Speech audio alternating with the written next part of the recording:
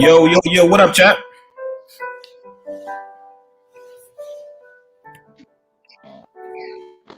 If you can hear me, press one. If you can hear me, press one. Press one. Press one.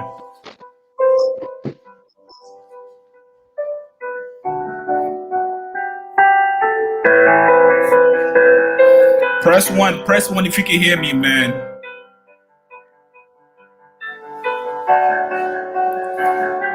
I'm gonna start the show real soon. Real soon. It's a sad day, man. Let's just take in this sad moment, all right? Let's all take in this sad moment, man. You got this. I woke up this morning, checked my phone. I couldn't believe what I saw, chat.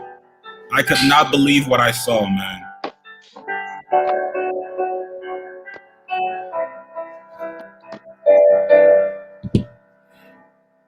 I could not believe what I saw, chat. Yo, press one, press one, press one if you can hear me. I'm gonna wait till we get till about 100 people, man.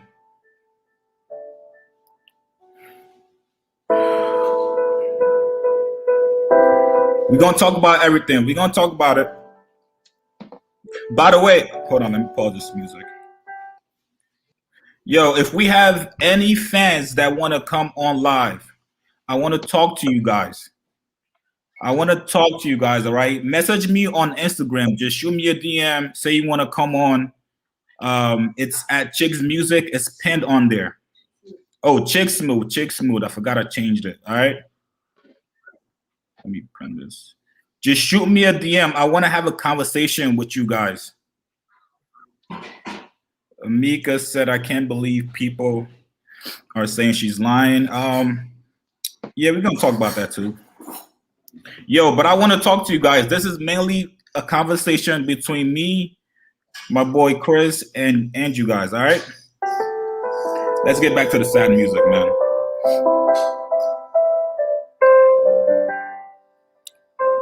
No, Michael, this is StreamYard.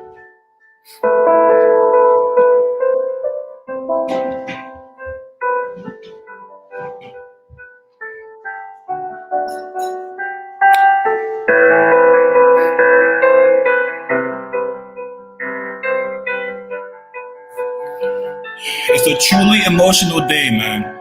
Truly emotional. Look, I already see who worrying Maul joined the smear campaign. Ain't no smear campaign, man.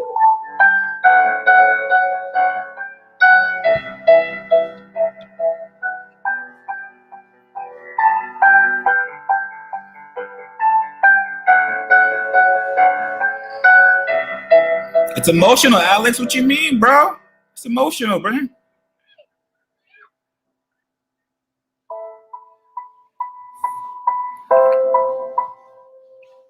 I shed a tear today, man. Come on. All right, man. Let's get started, yo. Who watched this? They on one in the comments already. Who watched this video that dropped this morning, guys? Who watched this video? I can either play the full video and we watch it together, or I can just skip the video and we get to Joe Budden's part.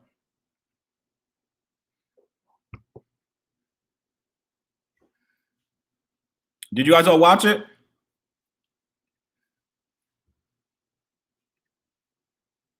Y'all want to watch it together?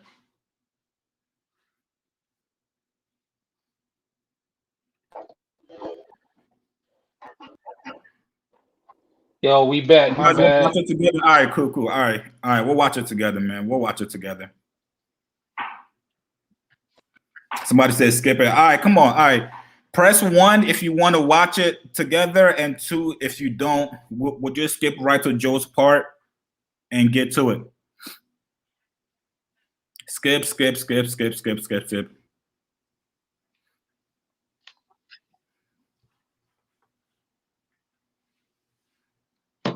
All right, looks like everybody wants to skip it. All right, that's cool with me too.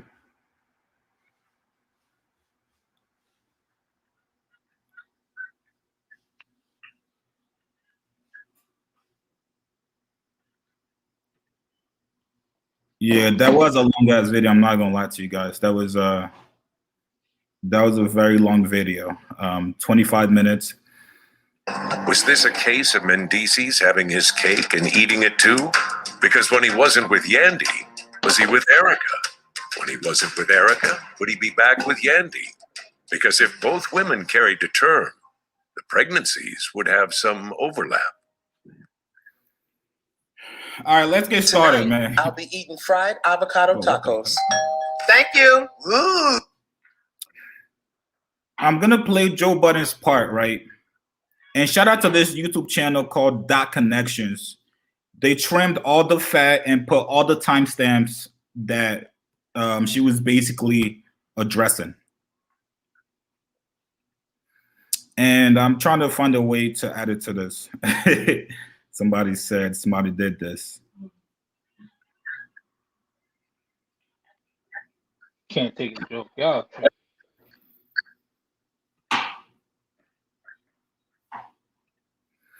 All right, here we go.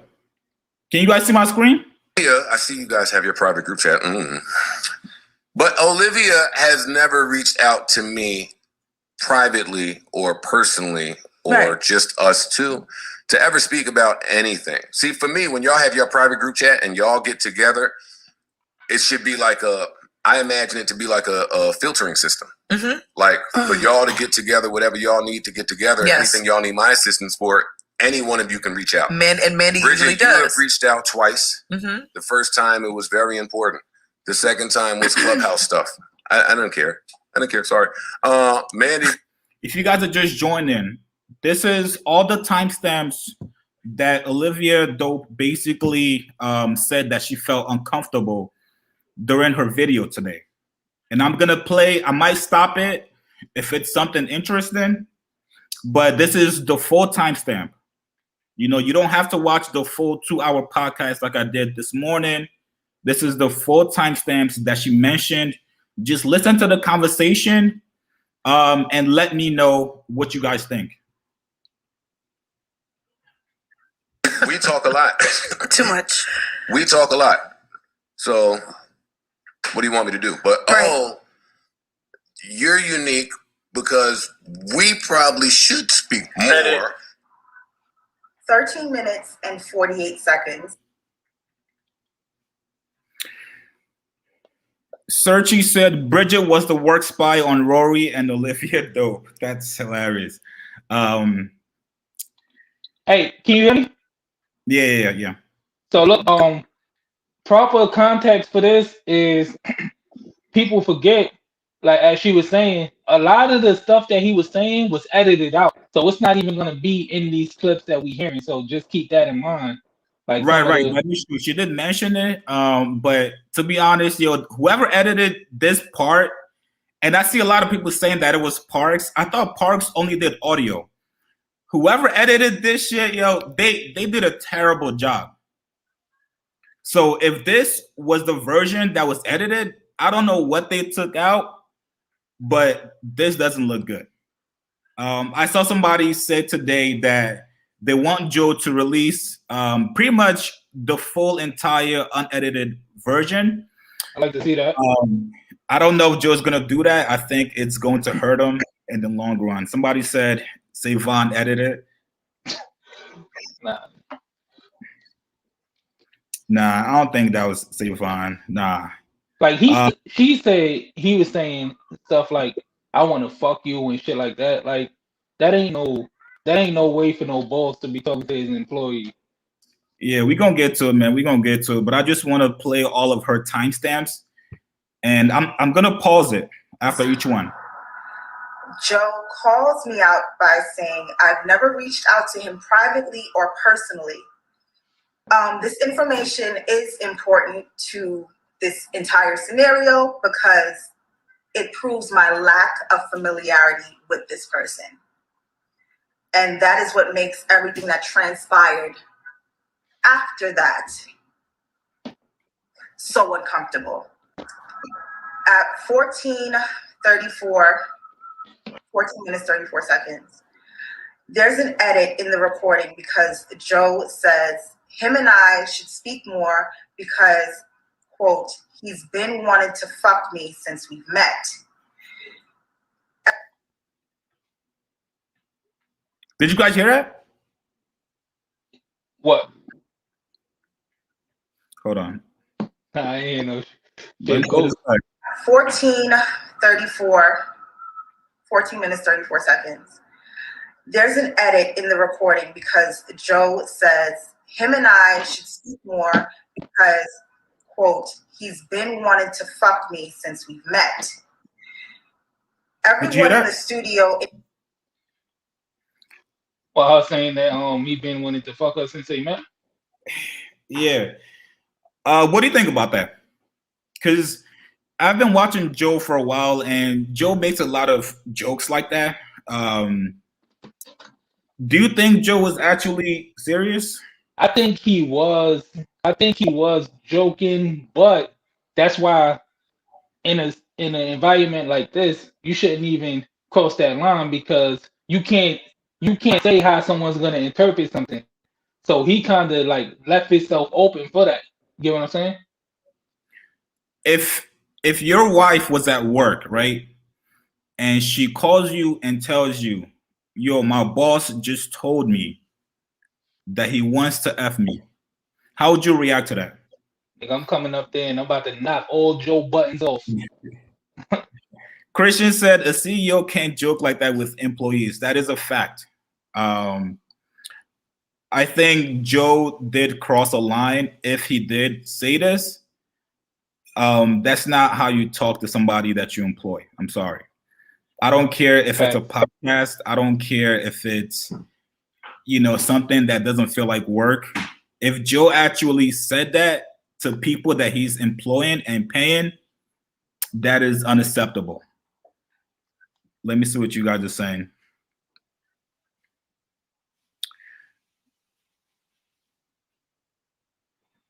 Shay said, Joe loved pulling the boss card until it's time to be nasty. Joe has been pretty quiet on Twitter today. If you guys don't know, Joe normally tweets good morning every single day. He has not tweeted. He has on Instagram his food. He has on Instagram his chef. That's funny. That's funny. You can't talk to an employee like that. That is nasty. Dion, that is nasty. That is nasty. Post Sniper said that the civil suit come in, any good lawyer would eat Joe up. Yo, apparently Joe has a good lawyer. I don't know who his lawyer is. Please don't make any Ian jokes and say that that's his lawyer. But apparently Joe seems very confident in his lawyer. So I don't know who he has, but yeah. Searchy said Ian is the real culprit. Why do you think that? I don't think Ian controls what Joe says on the podcast. I think Joe literally has no script. He just says whatever is on his mind. Ian just handled the business. Like he ain't no he don't give Joe dialogue. Right. And then also like Joe's wild, so you never know what he's gonna say. Kate said, is Olivia going to sue him? So far, there's nothing pointing towards that that she's going to sue. She just wanted to put this video out there, and it goes back to this question. Where is it? Did I scroll too far up? Dingo Baby said her timing is everything. What do you think about her coming out at this specific point in time? Right after Rory and Mal basically did their 1 hour Netflix special talking about everything. I saw somebody make a joke and said that they both have the same lawyer. I don't think that's too funny. What do you think about her timing? Is it she probably felt like this was the perfect time to do it because she probably felt like if she would have did it earlier on a few months ago. Can you hear me? Yeah.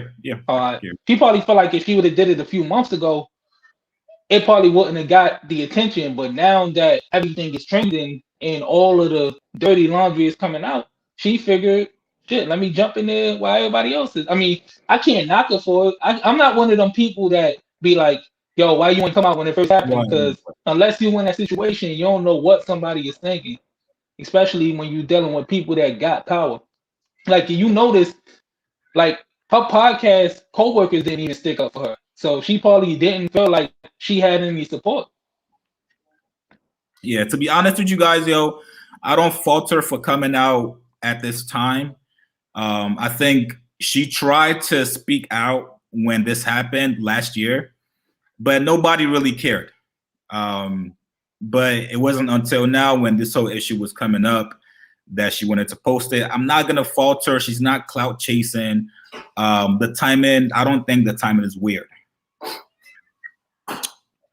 Cynthia said, Olivia said she had a lawyer, though, that spoke to Joe on why she left. Yeah, so this was early on. Joe's lawyer and her lawyer were also going back and forth to basically tell Joe, yo, she's going to be leaving. She's going to be breaking whatever contract she signed with you.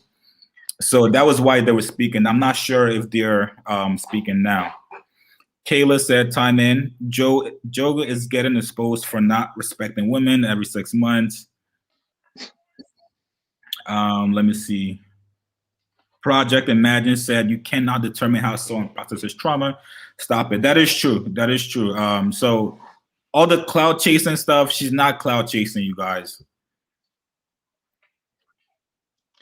People don't even know what clout chasing is for real. Like, anytime somebody come out and say something, they automatically put it in a clout chasing bag. Like she got a legit point. Like, Consequence was cloud chasing. Yeah, that nigga. Cloud chasing. She's not cloud chasing. He's goofy. He's goofy. All right, let's get back to the video, man. Including production staff laugh uncomfortably while one of my co-hosts confirmed that to be true. We probably should speak more because we had the least dialogue. Right. So I don't know. I never know. I don't know your triggers. I don't know what makes you feel. I don't know what makes you not feel. And I like that. By default, I like people not knowing. By default, That's made of like stone. It is a defense mechanism. But as a Black woman in business, that has to be my defense mechanism.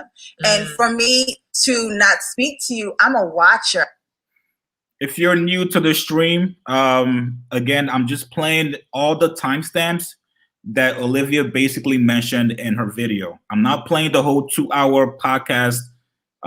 Somebody chopped up literally all the timestamps, all right? So I know we got a couple more new people in here. So that's what I'm playing, all right? I observe my situations, my surroundings, and that's how I learn. But so both of y'all out here just observing? It's spy versus spy? But what I'm saying is, this is when the therapist will say that our defense mechanisms, spy versus spy.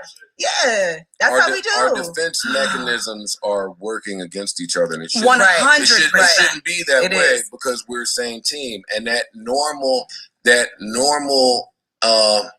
instinctuality that you have as a Black woman in the workplace shouldn't exist when you're working with a Black man.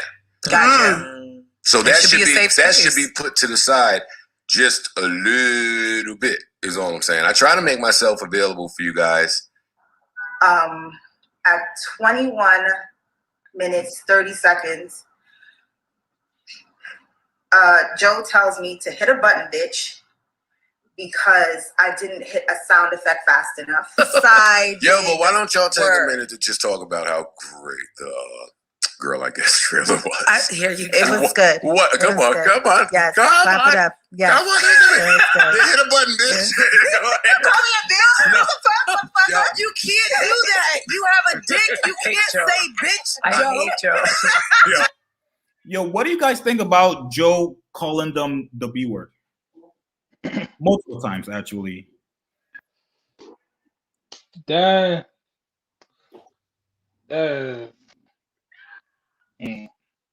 stripping, man. under the context of what's going on, I think I feel like that wasn't the best choice of words. Jay Sanders said he was joking. He was joking, but to be honest, yo, if you got a bunch of females and you have the camera rolling, Gotta read the room. Probably, yeah, you should probably know not to call them bitches or anything that's gonna be taken out of context and taken offensive. And him saying it multiple times, that was a little bit too much. And I see a lot of people in the chat saying that he shouldn't. She never said she was uncomfortable. So she said that in between takes, they took like 10-minute breaks, 15-minute breaks. Right. She expressed behind the scenes to him that she was uncomfortable. So that definitely did happen. But Mirror the Great says, bro, he calls everyone that. That don't make it right though. Yeah, that doesn't make it right. Mirror, that doesn't make it right. I'm not gonna lie to you guys. And again, you should know who you're speaking to, right? It's cool if you're with your homies and you can say that to them, right? Or if you're with your female best friend, if you have one. But if it's people that you employ, again, everything took place at their workplace. So saying it once is fine, but saying it multiple times, that's a little bit too much. Derek said, I think it's elective because he has a penis, but women call each other bitches. Yeah, but we can't, us as black people call each other niggas, but let a white person call us a nigga. Like we can't look at it like that. Context matters.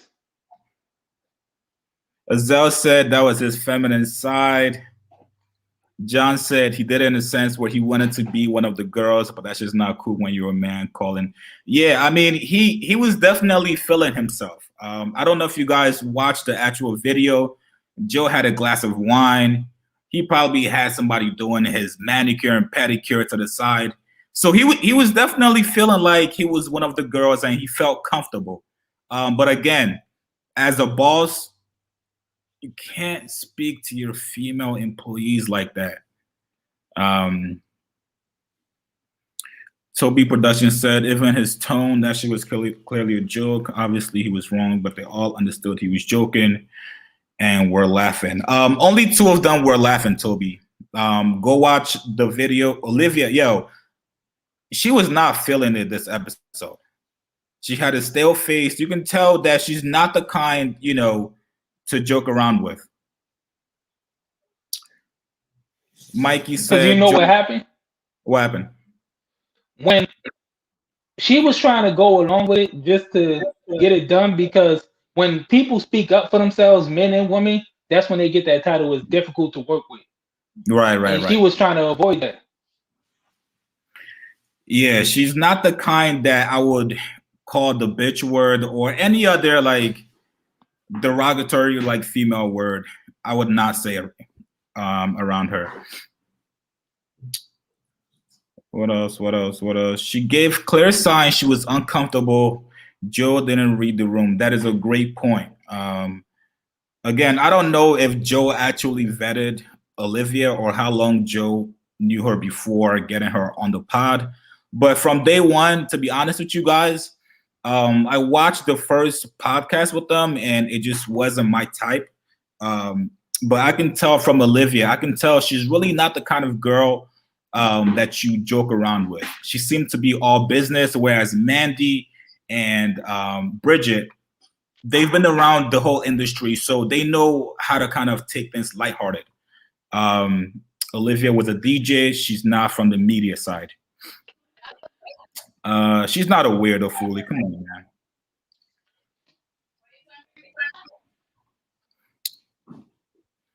Curie said Olivia should have stated her piece then, and if she couldn't, she should have left.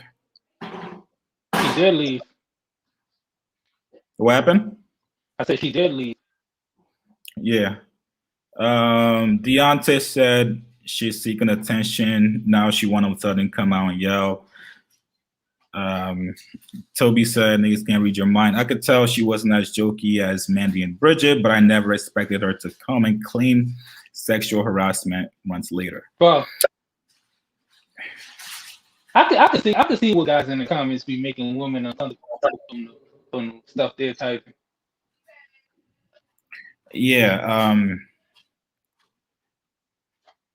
Osiris says there's no exploration on when to experience the wrongful actions of said person. That is a great point. All right, let's get back to the video. hate it here. To be honest, what you posted, I hate it here. It's 'cause he can't tell whether it's a joke or not. Joe, That's but you why. can't call a woman a bitch. Only we can call each other bitches. That is. I hope that answers the question for whoever said that. Somebody said women can call each other bitches, but men can't. That explains it right there. I'm sorry. That's how it is. That is the rules. Like even Steph, you know that. Savon is like, nope. Savon can't. You're not being saved. That's not true. What is not true? That's not the game. What game? The goalpost is moved in the use the bitch word game. Only if you're coming out as gay, Joe. The goalpost is. Are you coming out as gay? Where's the goal? See, that's not what I'm saying. No. See, that's not what I'm saying. Differently. A man cannot say bitch to a woman on some bitch unless there's a flip of your wrist. I say. What do you say, Joe? Where's the goalpost? That's not true. Women change how the bitch is coming out. That was a very friendly gay bitch. Gay as in happy gay. That was a very, very friendly and gay bitch. Never to be distorted. Yo, I want to talk to the women, right? This question is for you guys. If a man calls you a bitch, would you be offended?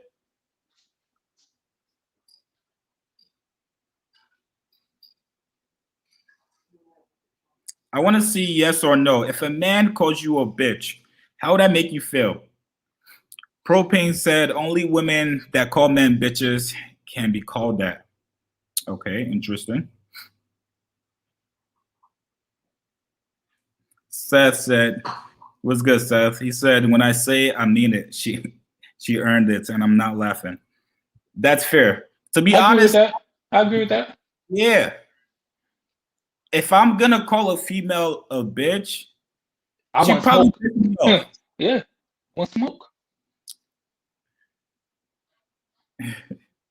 Imagine your girl comes home and tells you her boss was saying to washer. Joe was saying to her, he is her employer. This is completely out of order. And through all of this shit, I haven't looked. Wait, I want to get to the female. What they say? Brittany says no, but I'm going to call him a bitch too. All right. So she's not gonna feel offended. And then says yes. Shay said it's definitely a context situation. Agreed. So most of you guys are saying it has to be all context, right? Okay, that's fair. Because my thing is, when you look at it with the context of what happened earlier, her feeling uncomfortable from him saying he wanted to not just I wanted to sleep with you, or I got a crush on you, I want to fuck you, to then calling her a bitch, even in a joking manner, she's already uncomfortable. So every little thing that he do after that is gonna trigger her. So it's like a snowball effect. Stella Beam said, if you don't feel offended, you're a pick me. What do you think about that?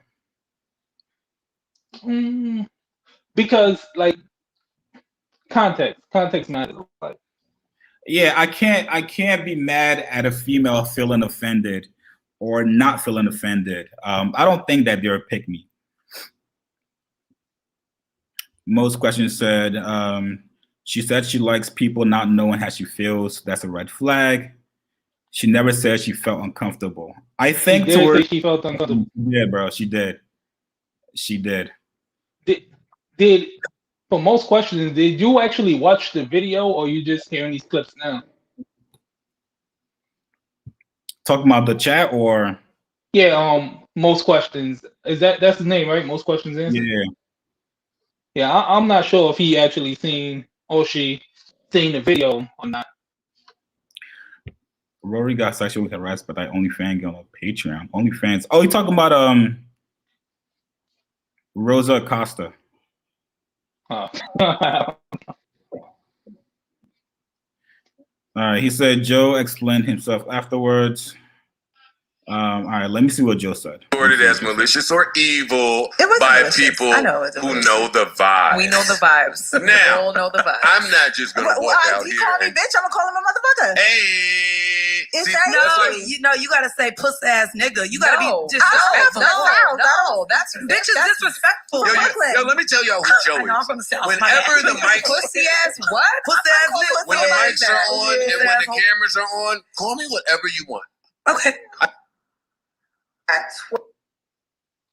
Was that the part, Adrian, where Joe basically said, "Yo, if we're rolling, you can disrespect me"? Because I think he's talking about what happened. I think he's talking about when Joe was like, I called you bitch in like a gay way. Like, remember when he was talking about that? I think that's what he's talking about. And I don't even think Joe was trying to be malicious. Like he was, but it's just with the context of everything that was going on, he didn't read the room. And again, if I employ females, I'm not calling them. I'm not even taking that chance. On camera, no. I'm not taking that chance. Danny said, "Chick's trying to put the nail in the coffin." No, man, no, bro. I'm just trying to have a conversation with you guys and see how you guys are feeling about this. From the video that I put up today, I see there were people being conflicted, right? I saw people saying, "Yo, I'm unsubscribing." I saw people calling her a clout chaser. I'm still gonna watch the Joe Budden podcast, but Joe was trying to get views, doing anything for views at 40 years old. Are you her boss? Was Joe trying to get views?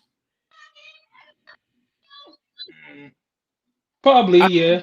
He might have been trying to get more of a viral moment from that clip, but I don't think he's trying to get views, right? I think he was just overly excited, like this something he helped create. Right. Yeah. Maybe it's just me said, I have female friends that is cool with me calling them a bitch in a friendly context, but when we argue, I wouldn't call them a bitch because the context and energy is different. That is true. So it's all about context, right? And in there, like, again, you just got to read the room, man. You got two females that are cool, down to earth.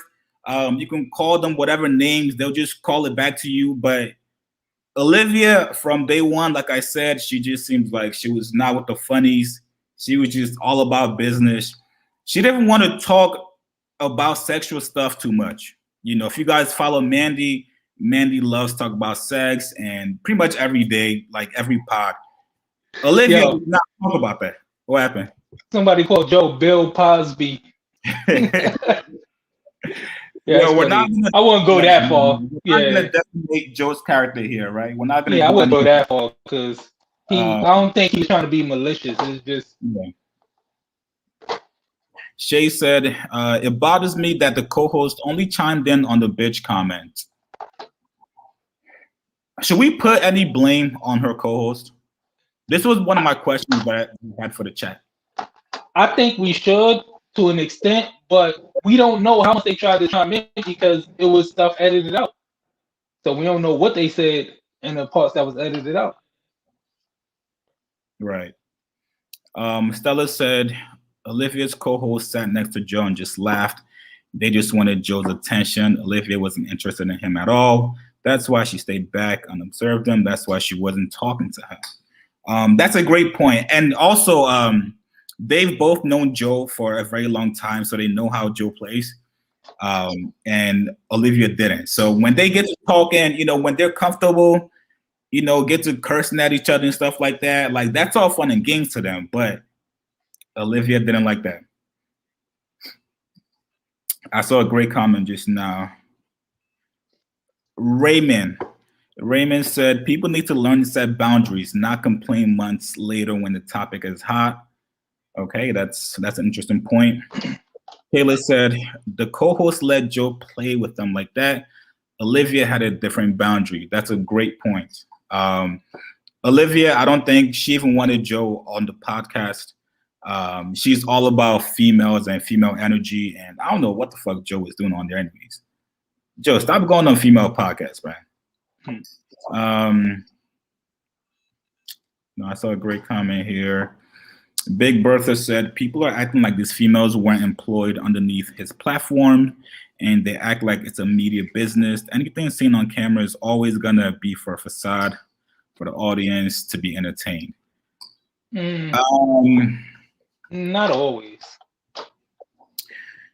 I can't say always because sometimes you forget like that you're actually on camera.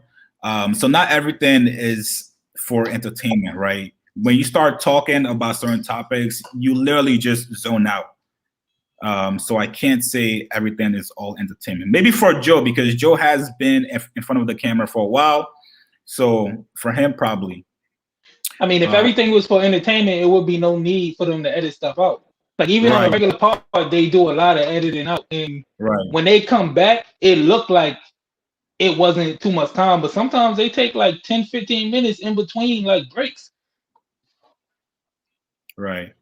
Derek Moore said, "Yo, chicks, if you see this, ask this question. Anything he's done to Olivia, was it any different than he's treated any of his peers or other people? Example, Marissa from the earlier pod. Yes. This is actually very different, Derek. This is a case that has to do with sexual harassment, right? With Marissa was more of just like, she said Joe fired her through text. So it wasn't anything like this. Actually, Marissa liked Joe. She got caught up in a beef between him and Rosenberg. Right. That was just their beef. So no, this is way different. Let me keep playing the clip. 24 minutes and 54 seconds, Joe makes a comment that I am throwing my singleness in his face. And he thought we were going to be a network power couple. Once again, I'm trying to laugh all of this off as it's. Why would Joe say that he's trying to be a power couple with her? That was the weird part to me. What do you think about that, man? If normally I wouldn't think that was too big of a deal if he would have just said that in isolation, but with the context of what happened earlier in the show, that's where the problem come in. Like if it was just random. Is that a reach? Is that a reach? With the context of what he already said, I don't think it's a reach. But if that didn't happen earlier in the podcast and he just came out and said that randomly, I wouldn't have a problem with it. But she already uncomfortable now. So for him to say that then, it's like she's already uncomfortable. So at that point, anything he do during the podcast, she's gonna hold on to. Brittany said, if she is an employee, it's considered harassment, which was the case here. Why would she laugh it off? She looked very comfortable. He put on brave faces. Look, I got a friend. No, go ahead. My fault. I got a friend who, when I was in Cali last week, the night before, I think it was a Friday, I went to a crib, and the Thursday night, someone she was dealing with assaulted her. And when I got there, her makeup was done. She didn't look bothered at all. She told me what happened, but we went on live and everything, and you wouldn't even be able to tell that she just went through that. So just because someone looked unbothered, that don't mean they okay. Women especially like to put on a brave face because they don't. You ever heard that term? I'll never look like what I've been through. Right. Yeah. Women like to put on that type of face because they don't want nobody to see them in a moment.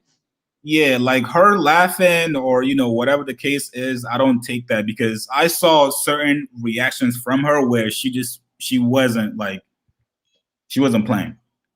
Transpiring, I replied by saying, "Sorry, Joe, we're not." This is probably why I'm single as fuck, because I don't feel like singleness in my face. Wow, it's crazy. I told you about it. Yo, Joe's wild, man. Why was he trying to flirt with her, man? Because he used to. I think Joe just used to. For one, he's not used to being in this position of power where, like, he created his own network and now he got this power. He's not used, like, he probably got females throwing themselves at him now to get on his network. So he probably feel like all of them should want him. So that's what I take from it. Certain things, yeah, come on. Jay Sander, yo, come on. Nah, man. No, bro. When you employ somebody, you have to set boundaries, man. No, you can't flirt with the females that you employ, man. What's wrong with you guys? Now I'll say this. I think I think you can flirt with the females you employ if they, first of all, not on a job. Like, let's say y'all build that rapport first, and if she's giving you signs that that door might be open, and later down the line, like y'all go out for a drink or something, cool. But you on the air, she's not giving you that energy back. This is not just flirting. She feel like you're being overbearing at this point. It gotta at least be two-sided. Yeah, you can't flirt. Then, yo, saying I want to fuck you is not flirting. That's not flirting. Brittany said you can't flirt with your employees. Yes, Joe definitely has had a lot of baddies, but no, this is flirting, man. This is flirting. No, Joe definitely had baddies. No, that's not what I'm saying when I'm saying he not used to being in this position. I'm talking about the position where you're the media guy and you have a network, and women is probably throwing themselves at him just to be on his network. So he probably feel like he got that type of access and he can do this type of stuff because he feel like they want him like he want them.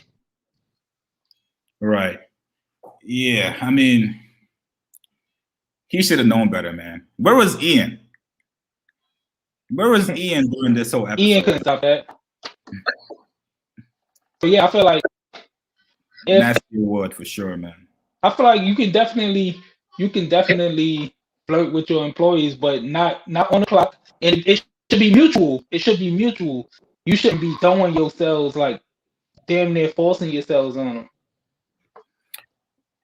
Mellow Dank Sinatra said, fam, he just being a nigga. Yeah, but you can't do that when you run a multi-million-dollar business. Is corporate.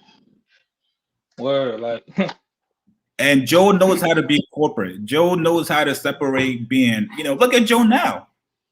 Threatened to sue Rory and Maul. He knows how to be corporate. He should have known better. He should have known better. Being a nigga gonna have him back on the avenue selling his mixtapes again. Yo, Cute Chat TV. You said I don't want to hit the like button. That's fine. Olivia was a weirdo. I want to talk to you. Send me a message on IG so I can get you on here. Because if you thought she was a weirdo, I want to at least listen to your reasons. Somebody said she didn't give him any type of flirting energy. Why is he still going? That's a big fact. Read the room, man. You got to read the room. Ty James said. Go ahead, read that. He said if she was uncomfortable, she should have said something first off. Second, why would you go to the green room when you already don't like when you already don't like what he's been doing to you alone with him? She went to the green room with him? They said that? I think that's where when they took a break, like the little 15 minutes, they went to talk or whatever. But what was she supposed to do in that situation? Right. Yeah. You got the camera pointing to your face. Like, that's not an easy thing to do. You guys got to remember, they're still podcasting. There's probably like 10 cameras rolling. You're not just going to stop the show and so, Joe, chill. Like, that's not easy. If he would have left, Joe would have said she abandoned the pod. Right. Yeah. She hit more. Yeah, like. Fired the producer. Who's the producer of See the Thinnest podcast? I don't even know. But the thing I give her credit for? Like, right. She could have, like, people saying she clout chasing and everything. If she wanted to clout chase, she would have stayed on pod. She actually took her bag and she left. Right. She had her lawyer hit them up, explain what was going on, and she left. If she wanted to clout chase, don't you think being on a pod would have made her even bigger? Somebody said Parks. Parks is not the producer of it. No, I don't think Parks. I don't know. I probably seen like 3 episodes. It's not for me. Like, I ain't. Wait, hold on. Someone else said Parks is the producer as well.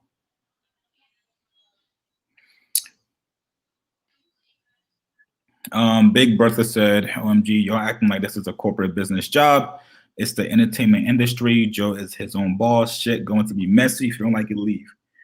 That's not. No, that ain't that doesn't apply when you work with women. Let me just say that. And I don't care what type of job it is. If you run a lawn mowing company, you gotta act accordingly. Right. You can't just because you own it and you're the boss does not mean that you get to just act however you want.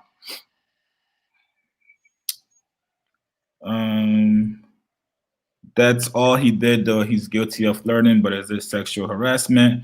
I think the harassment part comes after, but I'm gonna play that for you guys. All right, let's get back to the clip, man. To be a network power couple. We're not. Sorry, Joseph, we're not. Damn it. But this is why probably my mom saying I feel like I shouldn't have Michael to tell B. and you Lori. that part. Oh my God. Take that, Michael B. and Lori. Oh my God. Joe is giving Marcus from Boomerang vibes. And yeah. At 25 minutes and 42 seconds, I make a comment about relationships in general within the conversation. Joe retorts that my shirt that I was wearing isn't buttoned like I'm single. Excuse me. I have to repeat that. My shirt that I'm wearing isn't buttoned like I'm single. I pause, cover my chest with my hand, and try to brush it off once again and continue the conversation. Hey. You don't want to deal with this shit, do you? Wait. Hold on. BPK. Yo, BPK, send me a message, bro.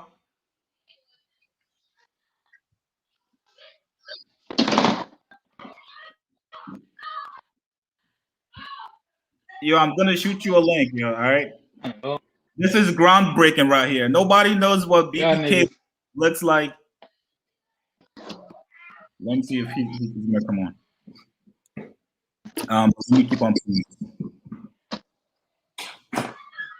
Angela. She's Angela from Boomerang. That shirt ain't buttoned like she said. Liv is Angela from Boomerang, for the record. Was that wild to you? I missed that part. All right, hold on. Let me play this again. He's talking about her shirt isn't but yo, come on. Oh yeah. I seen that part. That was. I love Joe, but come on, man. Yo. Nasty award. This is a look, come on. Most questions answered yes. Shoot me a message on Instagram at Chick Smooth, and I'll get you on. But come on, bro. Like, your boss is looking at your titties and telling you, yo, that shirt, yo, come on. I just want to be fair, guys. I just want to be fair, right? I'm just going through everything Joe has pretty much said, right? This is all of her timestamps. She's not making this up. This isn't hearsay. This is an actual episode still up. We're just going through all of her timestamps, all right?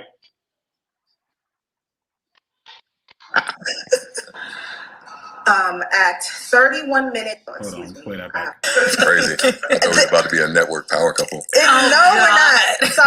Sorry, Joseph, we're not. Damn it. But this is why probably my mom saying I feel like I shouldn't have Michael to B. tell and you Lori. that part. Oh my God. Take that, Michael B. and Lori. Oh my God. Joe is giving Marcus from Boomerang vibes. And yeah.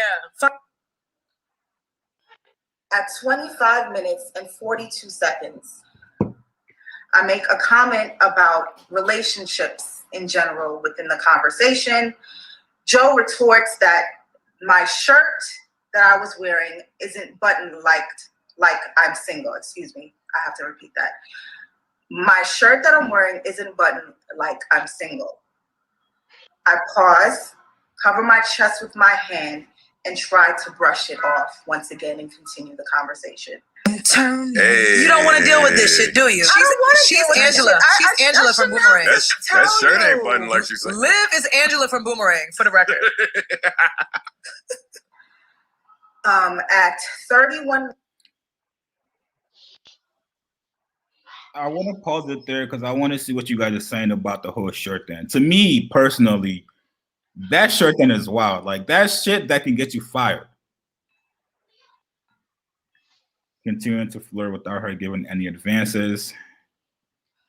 Work is not the place to be flirting. It's where you go to make a living. No one should be harassed while trying to make a living. Yeah, that's like a girl saying your zipper is undone. Is that a fair comparison, chat? Nah. Nah.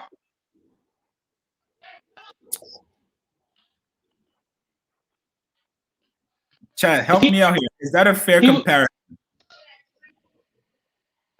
Tiara said, hell no.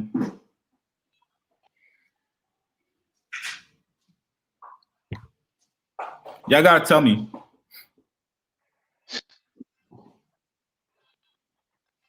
I see a lot of people saying that's not a fair comparison. Big Pump color the truth. Y'all hating. Ain't nobody hating, man.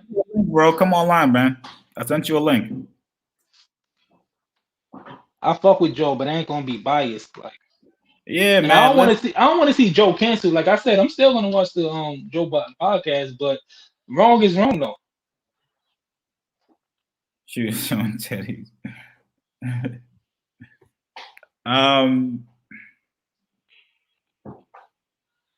All right, Big Pump is coming on in 2 minutes. He said, not at all. Michael Grubb said, it's like a woman looking at your board and saying, all right, that's a little bit better. That's a little bit better. Joe's never going to be canceled. I don't want Joe to be canceled. I just hope that he explains it and then we can all move on. She's about to give Marlon Rory to Still Heavy. If your sister came to you about her boss like this, y'all would. That kind of is a fact. They wouldn't care. The people that's in here defending it, they wouldn't care. They gonna look how they talking. Your sister's boss or your wife's boss tells her, looks at her breast and says something about her shirt beat. Come on, man. Oh, we got Big Pump here, man. Big Pump, what up, bro? Well, look who it is. The only real source for JBP News. Chick. Oh, we still don't know what he looks like.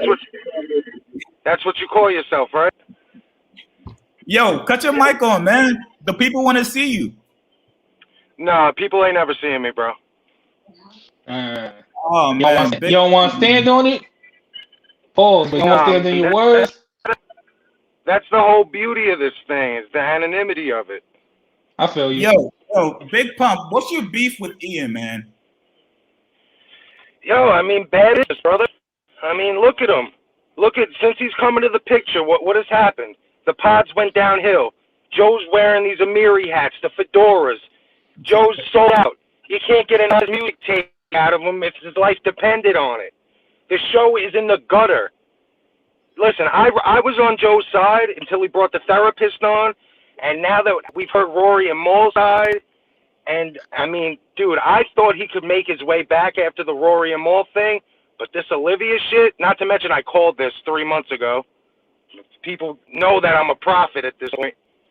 But, yo, he's about to lose that Cash App deal. He's about to lose that title at Patreon. It's over. It's over for the network. Park picked the wrong side, smelly fucking sewer rat. Big Pump, listen. Is there a way we can get you to squash your beef with Parks, man? Come on, man. No, I'll never fucking squash my beef with that bootlicker. Listen, I live all the way on Long Island. I could smell his stench from my fucking house.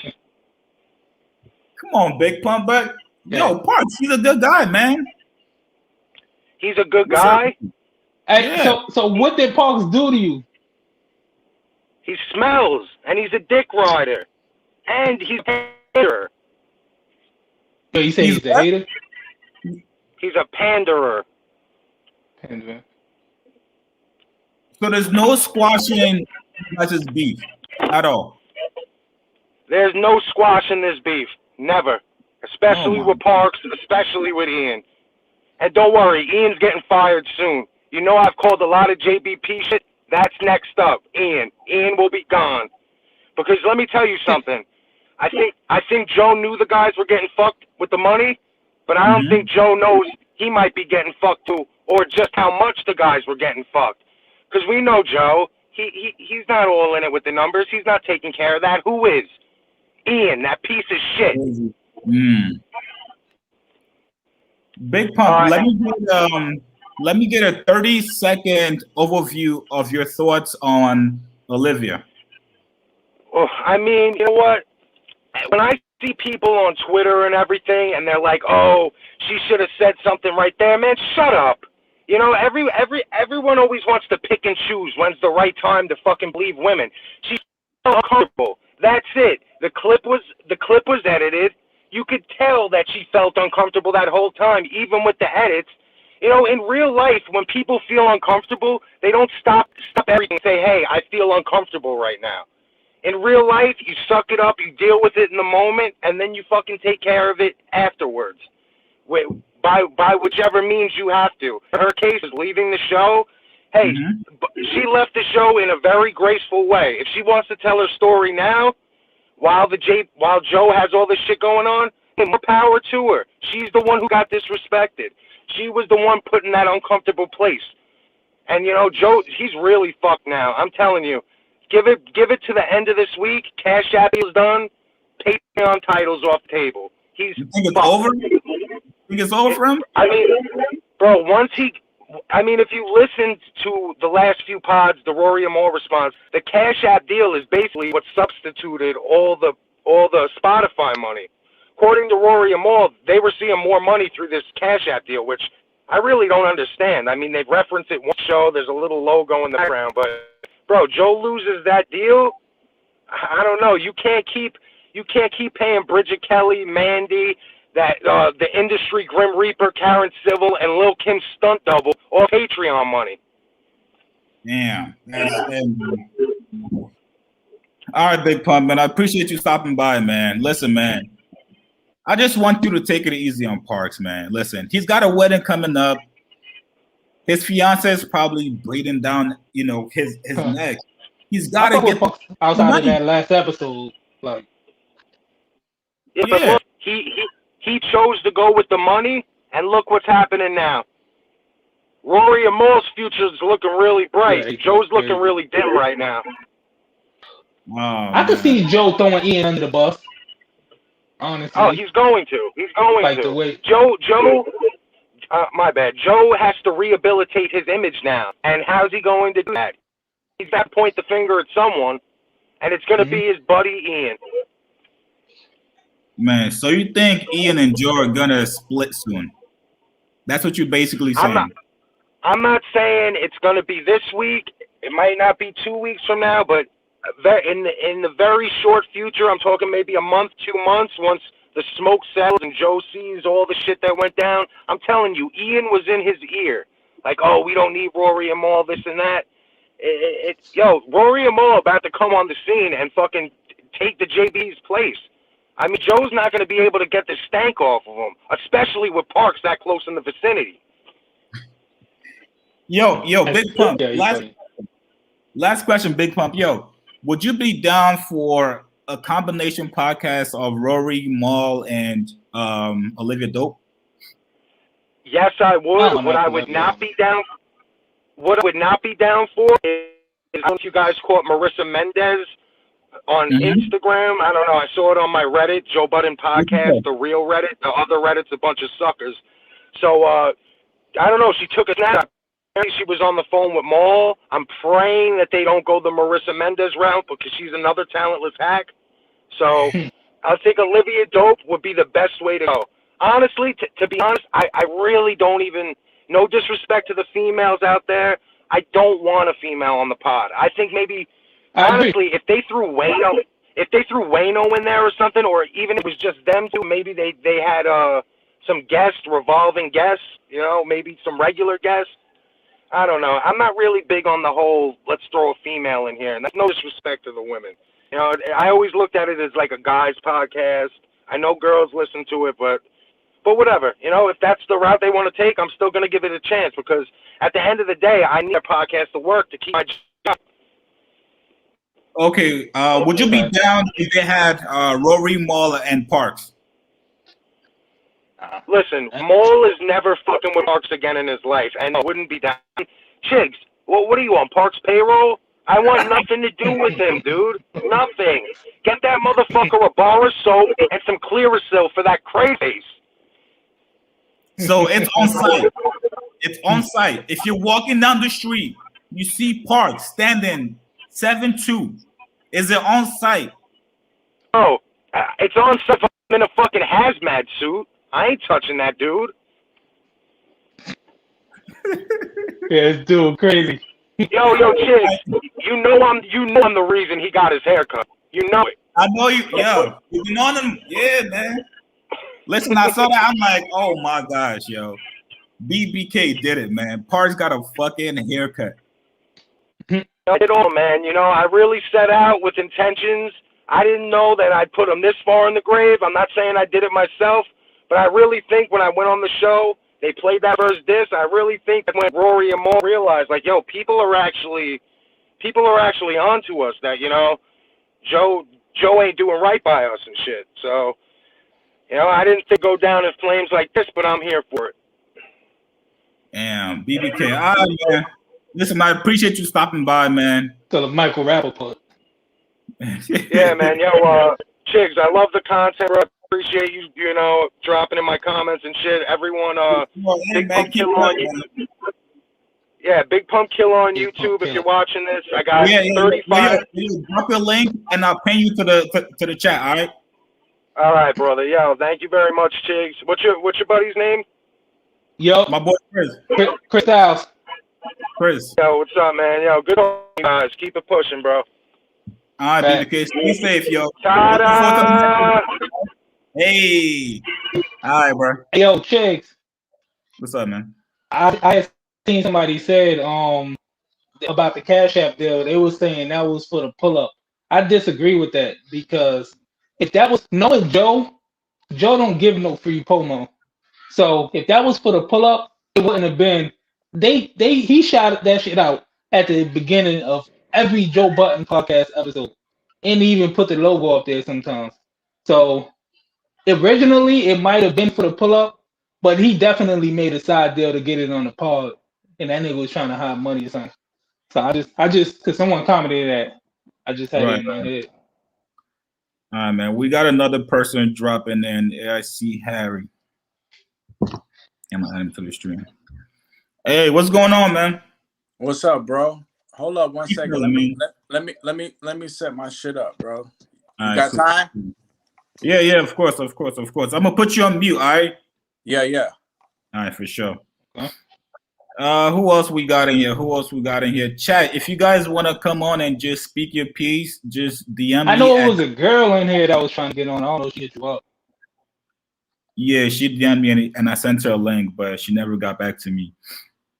Toby said, yes, is BBK the nigga that made the diss track? Yes, that is him. That was the legend. That was the motherfucking myth right there. That was BBK. You ready, bro? All right, let's do it. You hear me, Clay? Yeah. Can you guys hear him? I am. All right, cool. What? Yo. So, what's your thoughts on this whole situation, man?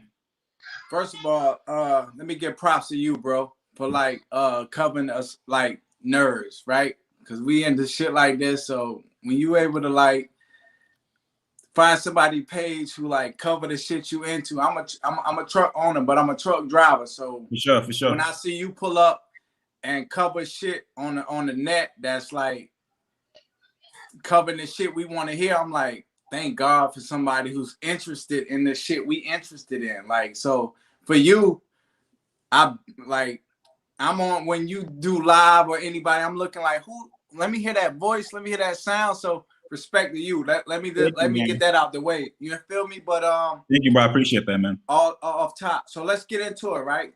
For sure, yeah. I don't like to use the word fan because I think that's degrading, right? Mm-hmm. We supporters, right? Mm-hmm. Like from where we come from, we want to invest in people that look like us. Mm-hmm. And we from the culture, right? We eat and breathe this shit. So to be real with you, bro, like I think Joe is a scumbag for this point, right? Like, but I'm also disappointed in Maul and Rory for not understanding the business. Okay. The connections they have. You feel me? I'm gonna take it back to an episode. I don't know if y'all remember when Joe first ended that Spotify deal, right? he came on the podcast and he said, I'm rich. I don't need y'all. I'm rich. And I don't know about y'all, but I was looking at Rory and Raw, like Rory and Maul, like, are y'all rich? Like, he turned down 30 M's. Do y'all have that? Mm-hmm. And from there, I was like, it's a problem. And from that day forward, early in January, I was like, these brothers don't know what's going on. So I always question, like, their friendship. And being a friend, if you ever had a real friend that's a homeboy, the way that Joe Budden would challenge Maul, far as female-wise, street-wise, and challenge him, friends don't do that. If you my dog, I'm never going to pull up your weakness. I'm never going to pull up your girl count. I'm never going to expose that to the world. So it was like a frenemy thing that they had going on. But most importantly, I'm disappointed that Joe would get it out the trenches and discredit all these white companies that made all these brothers millionaires and discredit them for so long. And now people that you came up with, you don't even want to give them a half a ticket or make them a millionaire. It's all been about Joe, bro. It's never been about the betterment of the podcast. It's never been about the betterment of his people. It's been about his insecurities. But as a man, I gotta say to the two other men on the podcast, you know, y'all didn't stand as a man. Because as a man, you make sure your paperwork right. You know what I'm saying? At Mall, you rep this Rockefeller, this brotherhood shit. You got access to niggas that's billionaires and millionaires. You gonna sit to the side and let niggas fuck you? So I gotta question your integrity. And who are you? Who are you? Are you saying what you say you are? Because you can't be. If you got all this access, your brother is who he say he is, and you ain't eating. I'm disappointed. So like the way you covered this shit and the way you brought this information about, it let me look at all these niggas weird. All these niggas is weird to me. Joe is a weirdo. He fake, right? We know that. He a fake motherfucker. He put on here, oh, my coffee. He go on every episode. That's a fake. How long have you been watching the podcast for? Probably longer than anybody you ever talked to, dog. Okay. Are you a Joe Budden music fan or podcast fan? I'm 33, so his music only resonate with me as far as his like a couple hits in the club and the joint, you know, Pump It Up, of course. And he got another joint I listen to, but music, nah, I never. He was never when his era was. It was Jada, it was Fab, it was like New York guys who was really making their era. So it was never like, he never was the go-to guy for me. He was like always known. I mean, on the mixtape scene, he was popping and shit. It's not mainstream. I mean, I'm saying Jada wasn't mainstream. If you talking mainstream, Jada Kiss wasn't mainstream. Styles to an extent, but he had much more mainstream success than Joe. But yeah, you talk but Styles P wasn't mainstream. Styles P made a mainstream hit, but Styles wasn't mainstream. But Jada got songs with Mariah Carey, shit like that. So he had his attempts at mainstream, Knock Yourself Out and all that. But I get what you're saying. Joe had attempts too, though. We not going to discredit. No, definitely. I'm just saying he never said something that I could relate to. Okay. So for me, I never vibed with him. I always thought he was like an off character. I thought he was a good entertainer, but I never believed him as a person. I always thought he was a fake person. Joe's bipolar. I don't know. I can't. And that's what I'm not going to do. I'm not going to say what the brother is. Clinically, okay. So that's your point of view. But clinically, we all got something wrong with us, right? Yeah. I'm not even saying it's a bad thing that he's bipolar. I'm just saying, like, right. You may be a doctor. I don't know. But I'm just saying, for me, he's not the guy for me. But as far as that podcast, the way that they made my life transition, I'm on the road listening. They made me laugh. They made me think. They made me like, oh, they brothers. And it lets me know, bro, when you get a level of money and success, none of this shit mean nothing. Like, I'm listening to you, my dude. Like, the way you covered this shit, your level of intelligence, like mine, I'm wishing somebody would say this shit. And Chinks, you doing this shit every day. And I'm like, let me get a chance to like speak to this bro, let him know like it's somebody like me on the road listening. Joe Budden is a scumbag for this shit. And I want niggas to know this because you don't do people who come up. Listen, when you build something, it may have your name in front of it, but never forget the niggas who do things with you, bro. That's all you got. For sure, man. Hey, man, listen, I appreciate it, man. Appreciate you stopping by, all right? Yeah, no doubt, man. I listen to y'all niggas all the time, man. Keep going. For sure, man. Bro. All right.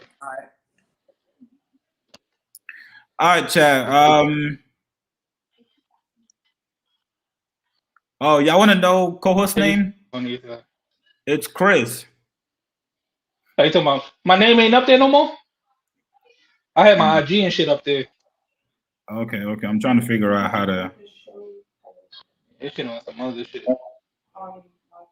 But so what's the So the last time we was on, this is before Mole and Rory did they Showtime special or whatever you want to call it.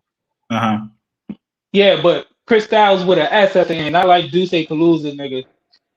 But what's the feedback with because everybody was calling Mole and Rory a worker and saying they ain't bring nothing to the podcast. Like, what's that looking like now? In terms of what, like public perception or what? As far as like motherfuckers flip. Now that we got more information, more so, right. I want people in the chat to answer. Like, do they still feel the same way? Like, do they take back all the shit they were saying? Chris, you a worker. Yeah, I mean, I think people are still on the fence about that. They came out and basically said that they were not on salary. They were profit percentage partners. So somebody said you have no ownership. Oh, too stupid. Yeah, y'all are dumb, man. Gary Grant said it is called the Joe Budden podcast. None of you know Joe personally, but you are judging him. The girl is clout chasing. Mal and Rory were just to help. Okay, so like before he even the reason like when bro was on last time when I was saying Joe was bipolar and everything. So like I said, a little of my background, I'm from Jersey City, and that doesn't make me qualified. But I know certain people that know Joe and came up with Joe. His son recorded at the same studio I go to. His son Trey. Okay, I won't go to my whatever. My boy, a producer. I know Ransom. If y'all know Joe's history, I know him and Ransom had beef back in the day or whatever. I know Hitchcock, who was part of the A Team, who Joe also came up with. So I know people around Joe. Like, I ain't got no relationship with Joe, but I do know enough to know some of the behind the scenes shit that definitely happened coming up. And I can definitely say Joe is bipolar. Like, he will flip. So, yeah. Somebody said they have a profit split. Why do they deserve ownership? They weren't looking for ownership. And this is something that I've been seeing you guys comment. They just wanted to see what the accounting books said. Rory admitted that he knows his role. He knows he's not an owner, but they just wanted to see what the profit split was. That's pretty much. Yo, they funny as hell in these comments. What they say? Nah, somebody said, my box only half as big as yours. We know what the split's looking like with us too.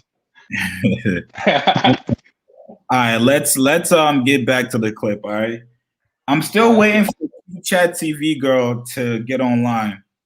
She said in 4 minutes. All right, so 4 minutes, chat. minutes 42 seconds to about 35 minutes and change. Joe makes me feel like I'm in a hostile work environment by letting my co-host know that I am carrying the group because they don't dress sexy enough. Because now not only am I embarrassed for myself in being objectified, but also you're making other women that I have to work with on a regular basis uncomfortable by telling them they don't dress sexy enough. Like I said, this transpired while recording in front of cameras and in front of the entire production staff. I both have on our cargo pants today. Right. We're definitely giving Destiny's Child survivor. But Olivia carries us through you guys' auntie moments. This isn't first of all. One day y'all want somebody else to fuck y'all. I gave titties last week. What we're not going to do is call Joe Fresh Goods auntie attire, because Joe Fresh Goods is a black-owned company, and I'm supporting him today by wearing his shit. It's MLK Day. We are buying black, we are wearing black, we are being black, and it's beautiful. Yeah, these are Jordans. Fast forward to 2 hours, 16 minutes, and 3 seconds into the show. Joe returns and he mentions us and just giving us our accolades as we've been doing good thus far. This scene is edited once again because, let me rephrase that. Go back. He goes down the line to give everyone their accolades. He starts with Mandy. He goes to Bridget. And then once he gets to me, the scene is edited again because he says, Olivia is unique because I want to fuck Olivia and the fans love her. That scene is edited out. Those words are edited out. But what's left there is me widening my eyes in shock and embarrassment because after he asked if I was okay and he said he would come back to lighten the mood, I didn't think he would once again reference to wanting to have sex with me. At 2 hours, 17 minutes, and 5 seconds in the timestamp, Joe asked if he can give me an on-air hug. My co-host said yes, they insist, and I slowly get up to hug him. Still apprehensive, I give him a hug somewhat of a distance to kind of hug, no pelvis there. It's unbeknownst to me until I actually watch back the episode that he was moving his hips while he was hugging me.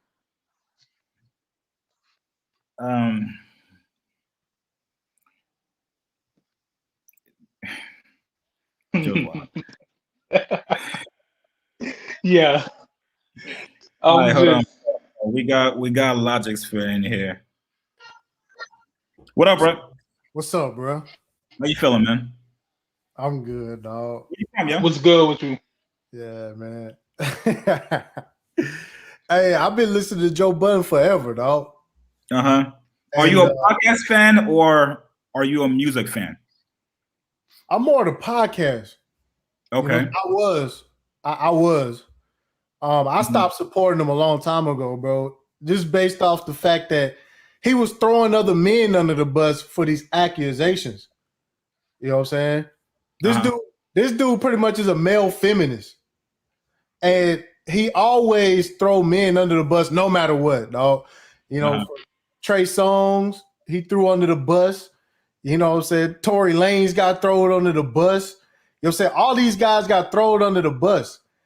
And now look at them. You know what I'm saying? And this Russell Simmons, yeah, everybody. You know what I'm saying? He who was that? That was Reed. L.A. Reid. He threw L.A. Reid under the bus. You know what I'm saying? He was just going ham throwing dudes under the bus, dog. So now this is how he get rewarded. Mm-hmm. You know? So wait, do you think Joe's gonna be canceled for this or not? Absolutely. Yeah?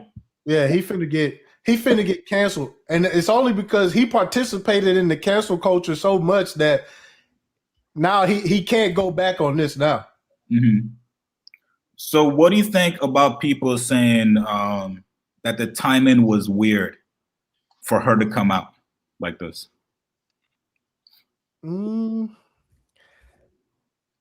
Is the timing kind of sus to you?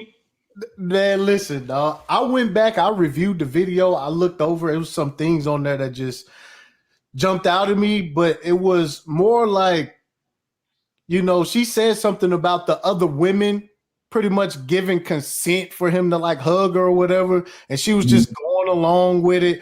you know, and it's just like she sold it. Did y'all see the video of the actual hug or whatever? Yeah, that I'm actually gonna play that. I'm okay, my bad. Yeah. But yeah, man, I mean, this how it go, dog. This is exactly how it go, man. This is why I tell y'all, man, when you build something, you put something together, man, you cannot let feminists come be a part of your shit, dog. They'll tear it down. Would you I don't think he gonna get canceled though. That's the crazy part. Nah, he gonna get canceled. I'm gonna tell you why, because if you're watching the rebrand, he was going towards the women route. You know what I'm saying? So now, even though that chick came out, now the pressure is on the other chick on whether she's gonna support the this Olivia girl or if she's gonna stay on the show. So you know what I'm saying? This is actually affecting the business now. You know what's funny too?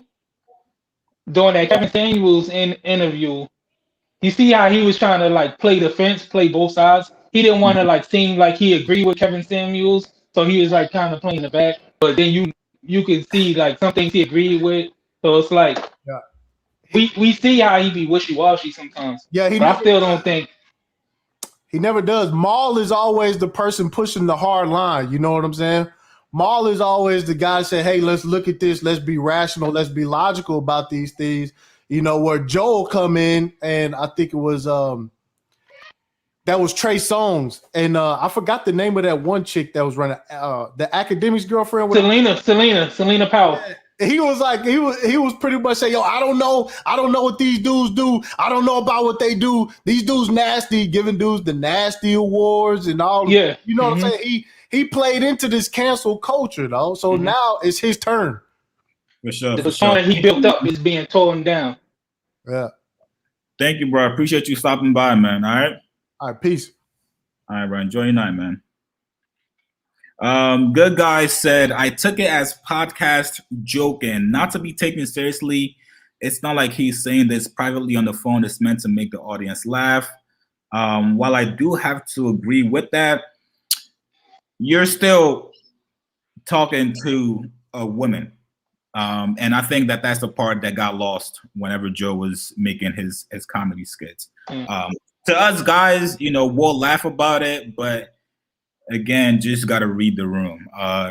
Yisu KS said, so they're going on a campaign against Joe for making cheesy advances and up in the air. This is out of proportion.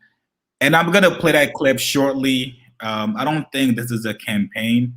This is just, you know, just people speaking out. But we got another guest. I'm going to add Mike to the stream, all right? What's good, Mike? What's good, man? What up, bro? Where you from, man? Mobile, Alabama, buddy. What's good with you? Alabama in this bitch. Man, just chilling, man. Just watching all this. This is a crazy study on psychology, man, and it just fascinates me. This whole situation. So, what you gotta say, man? What's your thoughts on it? What you want me to go with the Rory Mall situation, or you want me to go with the Olivia? No. We just gonna stick to Olivia tonight, man. Okay. What do you think about that situation? With Olivia, bro, like the thing about Olivia, that's everything that went down in the show, right? Mm-hmm. That could have been excused until the hug came along, and the suggested they were saying that, or she was saying that he was humping. He was like gyrating his hips like a little bit. Once that came in, that made everything that transpired beforehand that much worse. See what I'm saying? Mm-hmm. And that's the part I think that people missing when they say, well, why is she like not, you know, why is she wilding? Like, why is she tripping about that or whatever? Like that, when you look at the big picture, that's bad, man. For sure. Do you think that she's clout chasing, bro? She's clout chasing. Yeah. Yeah, of course. Everybody clout chasing, man. That's fucking 2021, bro. Like, yeah, she's clout chasing. She lame for that. And I think that ultimately, if Joe handles it right, like everybody's saying he's canceled, he's out of here. I don't think that, bro. Like I don't think he can. I don't think he's gonna be canceled. But it depends on how he handles it. If he tries to handle it like he usually does, like, oh man, run. Yeah, if he go on a rant, maybe like. But all he gotta do is Joe wants to act so smart, but the smarter thing he could do right now is just chill out. That's all the dude got. Even with the Roy and Maul situation, a lot of people if you look at the totality of that situation, in reality, you can kind of see Joe's side a little bit, but it's his delivery and his demeanor, his ego, and how he talks to people that ruins his case. That's it, and that's the main thing about all of this. He's ruining his case being a dick. Simple. And in this situation with Olivia, bro, like, you can't tell a woman how to feel. Women are sensitive, man. Like, you can't tell women how to feel about harassment, especially in a workplace scenario. And for everybody saying like, "Oh man, you know, well, she looked comfortable," you ain't never seen somebody be in an uncomfortable situation and they try to laugh it off or get poked at, or like if you see people janking somebody, right? And you know, some people be like, man, but they don't, deep down, they hurting. Just because you're smiling don't mean you're not hurting, man. That don't even make sense. Like some of the comments, like, with all due respect, that don't make sense. I feel you, man. Hey, bro, appreciate you stopping by, man. All right. Good bet. Yes, sir. Thank you, bro. Peace out, man. Yes, sir. All right, bro. All right, man. All right. Most question answered, bro. Yes, sir. Yo. All right, man. What's going on? What's going on, man? I think you got a lag, bro. You might got to mute if you're watching me from another screen, all right? All right, hold on. Y'all can hear me? Yeah. What's going on, man? I see you a couple of times in the chat, man. Talk to me. What's going on? Where you from, first of all, bro? I'm from New York. New York, okay. New York, Bronx, New York. So yeah, you got, like I thought it was a little clout chasing for me, because when I first seen her live, not her live, but her video. I'm like, I'm thinking I never seen the episode 16. I'm thinking like he really like talking crazy, and I know she mentioned the other stuff about her. He said, "Oh, he want to fuck." We gonna get to that, because that is OD if he said that, right? But I'm thinking like I'm gonna see like some episode where it's really uncomfortable. She's showing that she's uncomfortable. She's like, it's just, and I go to it and then I'm watching, and then like, you know, Joe being Joe, smooth, and like as they talking, I'm like, I don't really see like where she's really uncomfortable, and like maybe she's just playing it off very, very well, like. You know what I'm saying? And then what really caught me was like, at the end when she like, oh, he humped me. Because in the video, that's what she said. So I'm like, humped? Humped is like, you know, really like, I go to it gets to the end. I don't see a real hump. Like it was like I said, it was flirty. That's all it was to me from my point of view. So he was now my with next question to y'all is this really cancel culture type where he should lose his Spotify deal, lose money for all this, everything that he built just because of this one thing?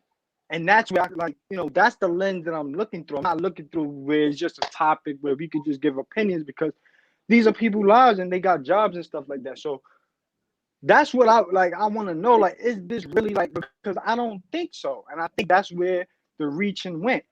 You know there really wasn't no hump. Come on. You knew it. Can you guys see my screen? Hold on. Because a lot of people in the chat right now, they're saying show the video. So that means you guys haven't seen the video. Can you guys see my screen right now? Yeah, we did. All right, let me play this video for you guys. They didn't watch the end? This has been a the list experience. Is closed. Look. Go get an on-air hug from Olivia. Yes. And if you can see it all on air, like more. Come on, look at this family.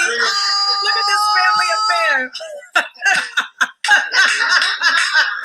I love it. I love the choice of music on the way out too. Seriously. All right, so this one didn't really show what Joe is doing.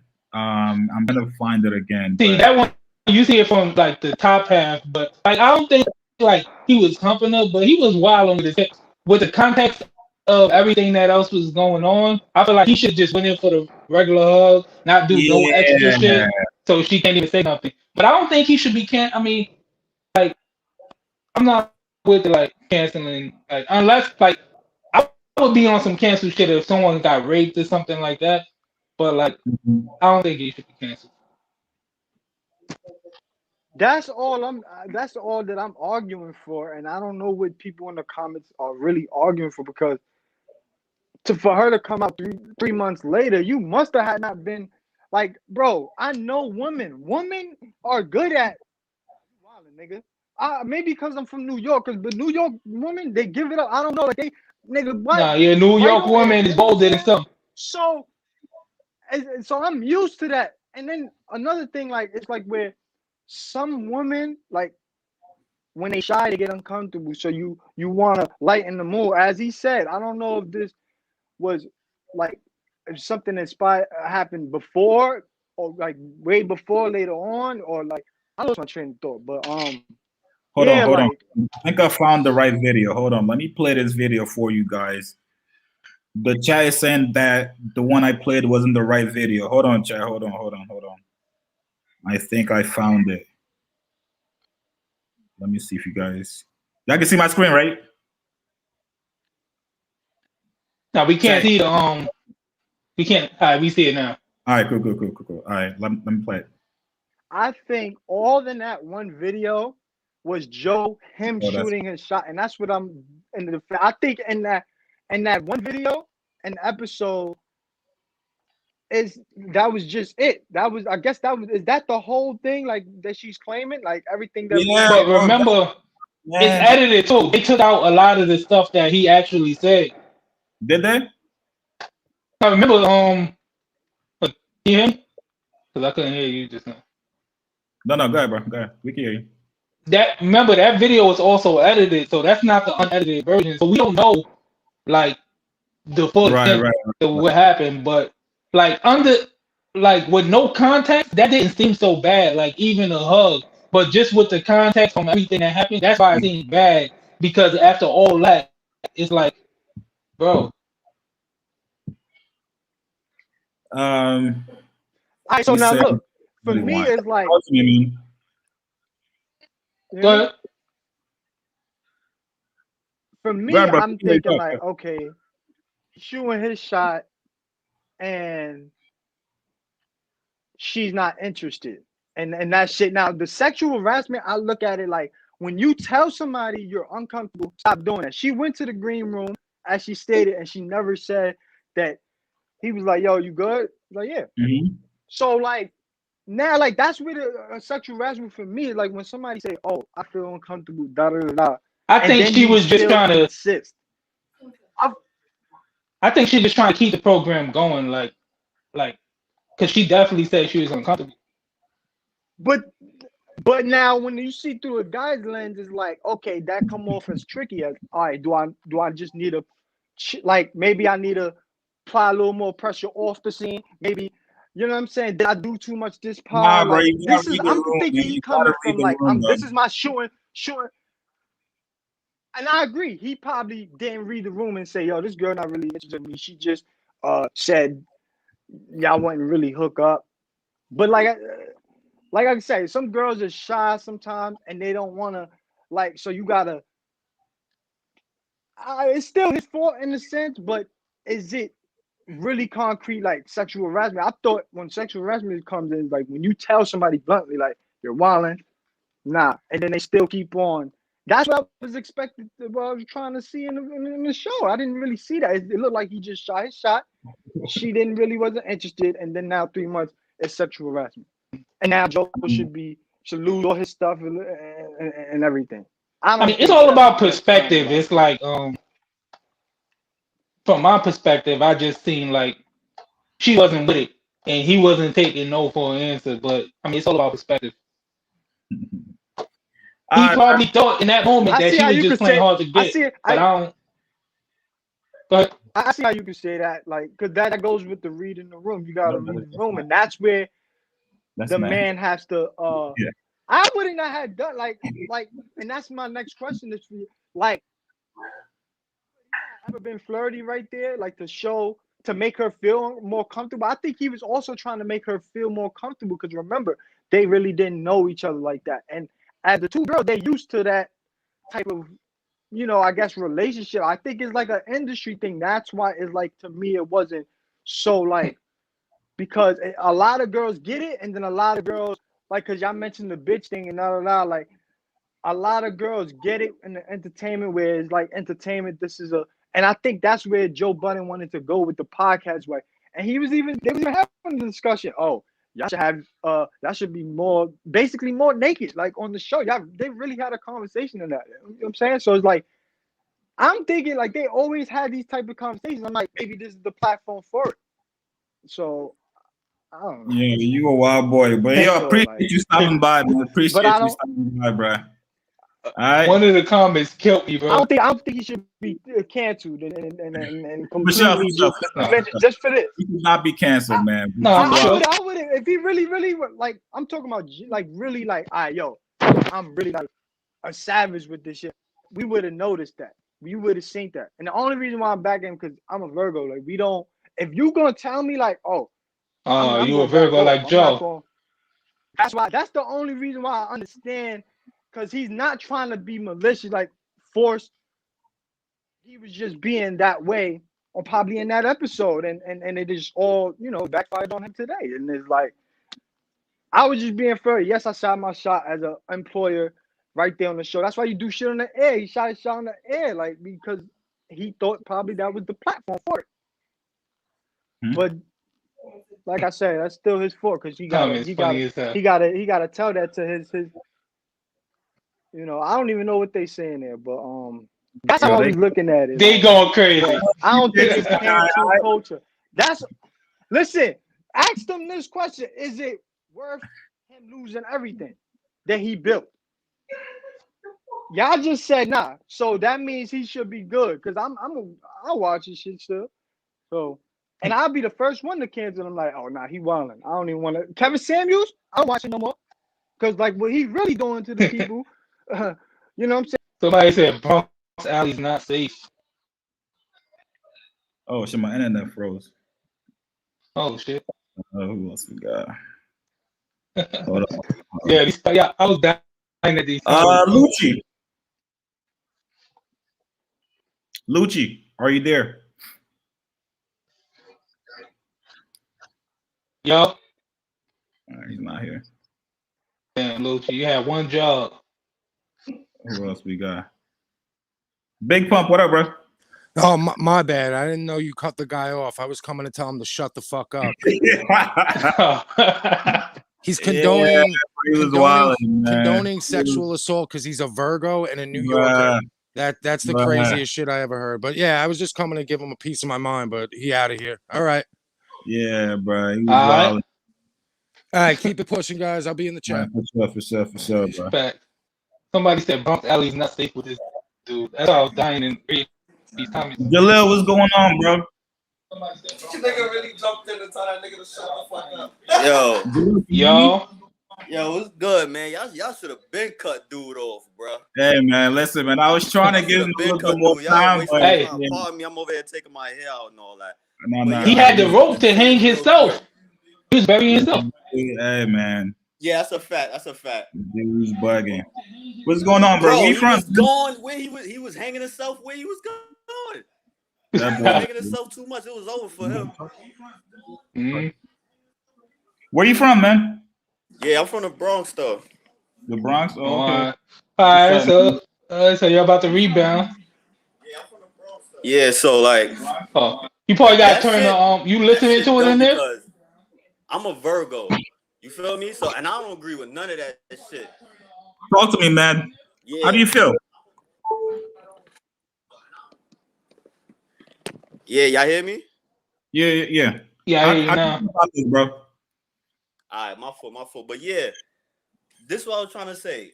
All of this back and forth shit, y'all already know that shit was wrong. It's no type of speaking up or saying, oh, maybe he was trying to shoot his shot. You shoot your shot one time, you feel me? Once she not giving them vibes off, like, oh, is she not flirting back with you or saying something back to you? Bro, just chill. Mm-hmm. Don't keep doing that, especially in a workplace, and then you're gonna say, your bra down or some shit like that, or your thing is open. But my thing is, everybody think for one split second. Everybody just think for one split second if that was your sister, or if that was your mother, and your sister come and tell you, yo, bro, my boss, man, I don't want to quit. I don't want to, because I got shit I gotta do. But he's putting me in a position where it feels like it's some wild shit, and that's very, very, very, that's very crazy. So, because was she clout chasing? Was she clout chasing for speaking out now or not? I ain't gonna front. Nah, okay. I was telling Why is my that? girl this. It kind of feel like at the time, it do feel kind of funny, but at the same time, the facts is adding up. So it's like, you know what I mean? You can't really be it's like, the truth. Yeah, it's the truth. So you can't say, oh, I'm not gonna think about it because you're clout chasing. Fuck clout chasing. Is it right or wrong? Is that right or wrong? You feel me? That's all we gotta come down to. Is that right or wrong? There's no in between butter this, butter that. Right. Everything at the butt is bullshit. That's what my mother told me. Did you watch the video that I just played of Joe hugging her? Hell yeah, bro. That's out of line. We coming to your job. Fuck is you talking about?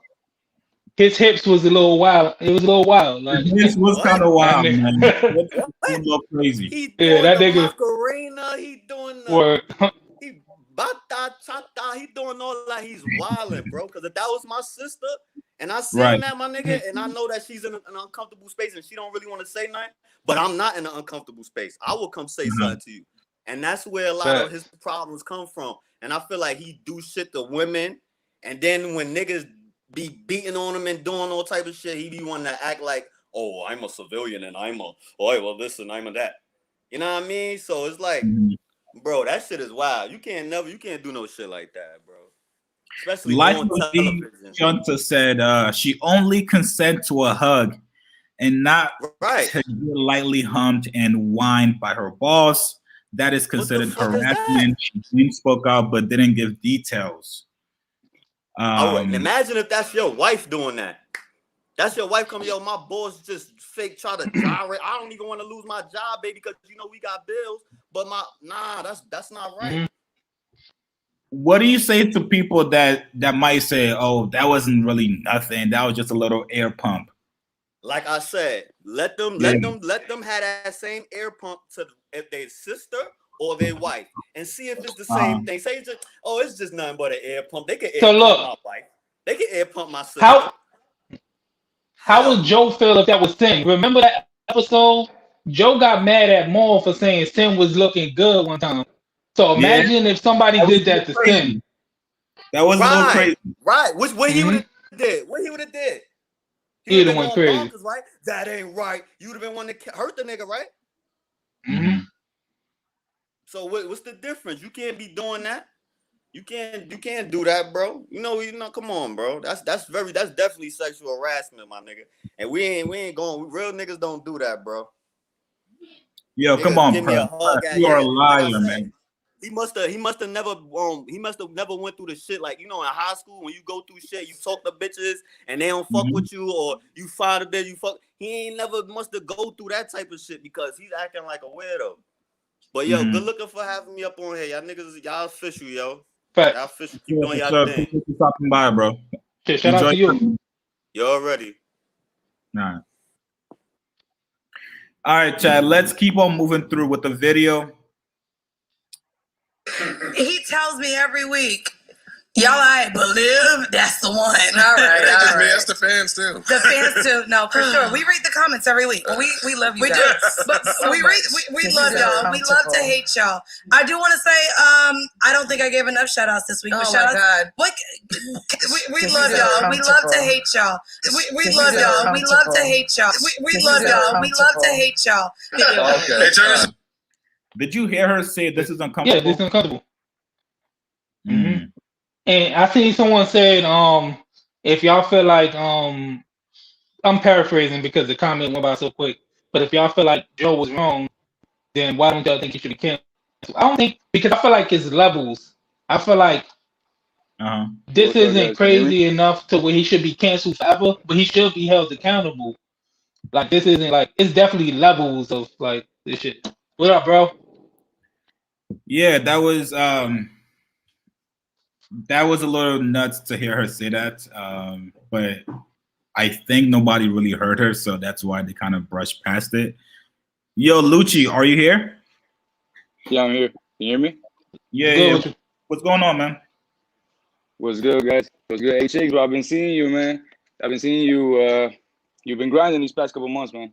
Yes, sir. Respect. Thank you, bro. I appreciate that, man. Where you from, bro? I'm from Dubai. Dubai. Oh, damn. Okay. Dubai. Uh-huh. It's like 4 in the morning over there. Yeah, man. What you doing up, bro? I'm in LA right now, bro. But Okay, I'm okay. there. That's where. For sure. Talk to me, man. What do you think about this, man? Honestly, bro, like I was a long time fan of the JBP. So to How see long? this shit going How on, long you talking, man? Talk like to me. 4 years. 4 years. Okay. So when you first started on Everyday Struggle. So I can't say like I'm a day one, bro, but like, you know, I caught up, you know what I mean? I watched all their old episodes and I've been watching their compilations and shit for a minute, man. You know, so like, Right. I've been seeing like, you know, Joe talking about equity and owning shit and creators and fighting for creators and shit and fuck the labels and fuck the contracts and you know what I mean? So this is to see him turn on Maul and Rory like that, like it's I don't know, man. It's sad. It's sad because I make music too, you know, and I'm trying to be independent too. So this, you know, like I was looking at him as a blueprint. I was looking at these guys as like as a blueprint, you know. So to see where that ended up, what that led to, you know what I mean? Do you think Olivia should have came out earlier, or no? I think so. Just because it looks bad in this way, you know, her waiting for everything to crumble, and then hitting him when he's down, you know. But like, it could just be like she wasn't waiting for that, you know what I mean? Because she didn't know this shit was gonna happen. You know, maybe she was just taking her time to just you know, figure out some things and think about it. Because she said she's like I wasn't gonna talk about it until I thought about like having a daughter later and what I'm gonna tell my daughter about this shit and telling her to stand up when I didn't say shit. You know what I mean? Sure. Like I felt that. So like maybe, you know, she's genuine. She just really wants to like get it off her chest. Or it could be she has resentment for Joe and she's seeing everything that's going on. You know, I think, you know, it's more complicated than just her wanting to like get her clout and shit. You know what I mean? Right. Yeah. I don't know what people don't take into account. I'm sorry, Chicks. Yeah, go ahead. You want to get that off? You get that. No. Go ahead, bro. I was saying what people don't take into account when they say stuff like, why she wait so long? She probably wasn't gonna come out, but you know when something like this happened, people start, especially she's a public figure, so people probably was tagging her on Twitter and Instagram and stuff, like look what's going on and all this. So that probably pushed her to want to come out, because you know when you got a lot of followers, you wake up to a bunch of mentions. People probably saying, look, they trashing Joe Budden, blah blah blah. So that probably pushed her to want to come out and talk. Yeah, and to add to that, like maybe, like I don't want to say nothing, but like maybe Joe's been doing this shit to like in the past to other women, you know. So like her coming out could be like she might know about some other stories, and she knows like they're not coming out. So her coming out is kind of like, you know what I mean? Like it's allowing other people to step forward and shit. I don't think Joe's like that. I think maybe this was just like a one-time thing. You know, I hope it's a one-time thing. And yeah, I mean, I don't think it's that bad for him to get canceled. Right. I've seen people get canceled for much less, so like it wouldn't surprise me. But I think Joe's gonna bounce back from this shit, man. Joe always bounces back from shit. Yeah. He knows how to talk his way out of shit, how to frame shit differently. You know. Sure. Yo, Lucci, one last question, bro. Do you think her coworkers should have said something or should have stepped in at that moment or not? I mean, I think that's a tough question, bro. I mean, I don't know if they should. I don't know if they felt like she was uncomfortable, you know, like like they could have just been thinking like, yo, this is just like she's cool with that. That's just how they talk. That's just how Joe talks, you know, like. Or it could just be like, you know, because they're getting paid. Like this is their boss, you know. It's not easy for them to just like step step inside that conversation and be like, yo, Joe, what you doing right now is uncomfortable. You know, Right, like maybe after the show they can do that shit. But like there's a bunch of layers to it, and like they could just be thinking like, yo, this is fun, and she's just joking around. You know what I mean? She likes the attention or whatever they were thinking. Okay, you know, so sure. I wouldn't put the blame on them, to be honest. For sure, man. Hey, man, listen, bro. I appreciate you stopping by, man. I appreciate y'all, man. Appreciate y'all. Keep doing what you're doing. Yo, appreciate that for sure, man. salute to you.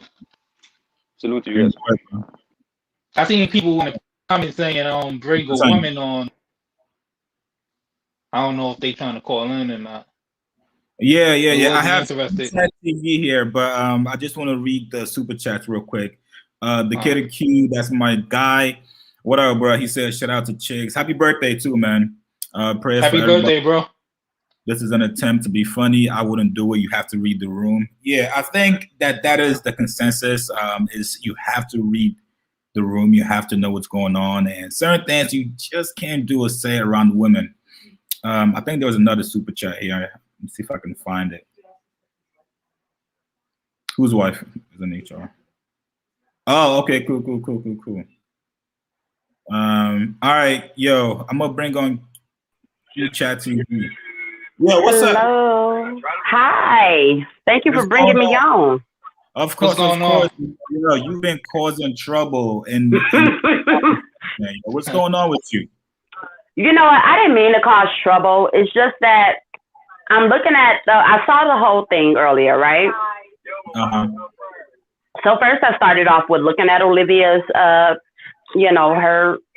coming out like everybody else did. And then I had to go back and look at the episode. So I guess where I'm coming from is when I was looking at the episode, I was looking at, how uncomfortable that she was, but it was before anybody had ever said anything to or against her. Like, you know what I mean? It was before she just already had an uncomfortable thing. Like she was uncomfortable. You know what I mean? She already had that certain type of awkward type of energy. So then when you're in a room with people and they're trying to lighten the mood or make you feel comfortable and you're not giving, it's like we're all humans. What else can I say to make her comfortable? We live right now. Hold on. They're telling you to mute your TV. This background noise. Move the TV. Turn the volume down. Yeah. It's off. Sorry. Mm-hmm. My bad. No. Go ahead. Yeah. That's I mean, she was just awkward, I guess. Or could it when you have been because of what she was complaining about Joe for doing? No, I'm saying like what happened before all that, like as far as like not on camera. You talking about before they went on and she had her talk with Joe or whatever? Yeah, before they went on camera, it could have been something that happened before then that probably made her uncomfortable from the beginning. That's what I'm saying. It could have been, but honestly, before Joe had even come into the room, right? Before he even came into the room, you see that she's comfortable. She's talking to the girls somewhat, but she still has somewhat of an attitude or whatever. And Bridget is trying to Bridget spoke up for her because remember they were already talking about, what's the other lady's name? Not Bridget. What's the other one's name? Mandy. Yeah. So Mandy's already in the middle of apologizing to her for, shutting her down too fast during one of their group texts, right?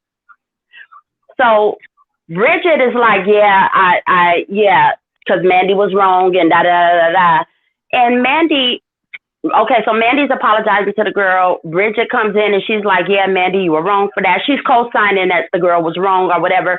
And then Olivia steps in and she's just kind of real dismissive with the apology. Like, so she already was having some type of bad energy when they were talking before Joe even came in the room. She already was feeling some kind of way. Okay, I get what you're saying. But I'm sure Joe didn't just the moment he stepped in the room, I'm sure he didn't just get in the building. I'm sure he was there. I'm sure he was in before the they started. background. And you know another thing that I thought of, because Olivia also said that I don't know which one, but one of the girls was feeling some type of way towards her because they knew that she was Joe's favorite. So that could have also played a part into it. Like, I don't believe that she was one of Joe's. Back saying stuff to Joe. I mean, I'm just going off for what she was saying. When Joe gave his out, then I got more information. I feel like, and no disrespect to Olivia, because Olivia could see this, but I do feel like Olivia was reading that wrong. Like, I don't think that she's one of Joe's favorites. I think that Joe was just trying to make her feel more comfortable. You know what I'm saying? I don't think she's one of Joe's favorites. If you read the room, like, you can see that Joe wasn't trying to favorite. Like, he was just trying to make her let her guard down. Like, you know what I'm saying? He's just trying to make her let her guard down. If you literally read that room, that's what he's doing. Like, that's his main objective at that moment, is to make her let her guard down. And she wasn't budging. Like, she wasn't budging with Bridget and Mandy. Joe comes and has the seat, and Joe was probably looking at them having a conversation, like, from the sidelines, and decided to come and have a seat. Who knows? But he probably saw that she wasn't budging. Like, you know, her energy was not budging. She was so standoffish. Like, you know what I mean? And I don't think that we're even looking at that. We're kind of bypassing that, you know? And, you know, and that plays a part. You know, I'm not gonna lie to you. The chat is not fucking with you right now. Chat is they don't know what you're talking about. They're calling you all type of names, calling you a pick me. Hold on. I'm gonna get let me get Lisa. I'm not. That's okay that they're calling me a pick me. Maybe I'm not explaining myself well enough because you know, I don't know if we get on camera like that. But all I was saying was, her energy did seem kind of off. That's all that I was saying. And I'm not saying I'm not blaming her. I'm not. All I'm saying is maybe, you know, Joe felt like, you know, what can I do to make her let her guard down? Because if you listen to what they were saying, she did mention, I'm the type of person that sits back and observes. And then Bridget stepped in, and Bridget said, so you guys are just playing spy against spy and observing each other? All right. I don't know. Lisa, what's going on, Lisa? Hey, how are you? I'm doing great. How are you? What's going on? I'm doing well, thank you. So I just wanted to say, I completely agree. You got a camera, Lisa? You got a camera? I do. I mean, I can take the avatar off, but I'm kind of in a dark space, so it's gonna look weirder. So here's my thing. I agree with Jessica. Making somebody feel who's uncomfortable by trying to making somebody feel comfortable by making them uncomfortable is absolutely ridiculous. I think a lot of people don't understand what sexual harassment means. So a lot of people don't understand that technically sexual harassment could be that you made someone else feel uncomfortable. So let's say he was talking to Olivia, but he made Bridget feel uncomfortable. That technically is still sexual harassment because Bridget could still file a claim against Joe. It's really, really tricky when you start talking about the legalities of what sexual harassment actually is. Joe was wrong for that. I feel like he asked her in that setting because he knows that had they not been in that setting, she probably would have been more likely to say no. So if you're going to ask her on camera, now she's under this pressure because she's being filmed to say yes to something that she otherwise would have said no to. She'd mentioned a couple times that she was uncomfortable by Joe. So I think Joe picked up on that. So when I was hearing a lot of the guys say like, oh no, that's how, you just hug a girl to make her feel. Since where?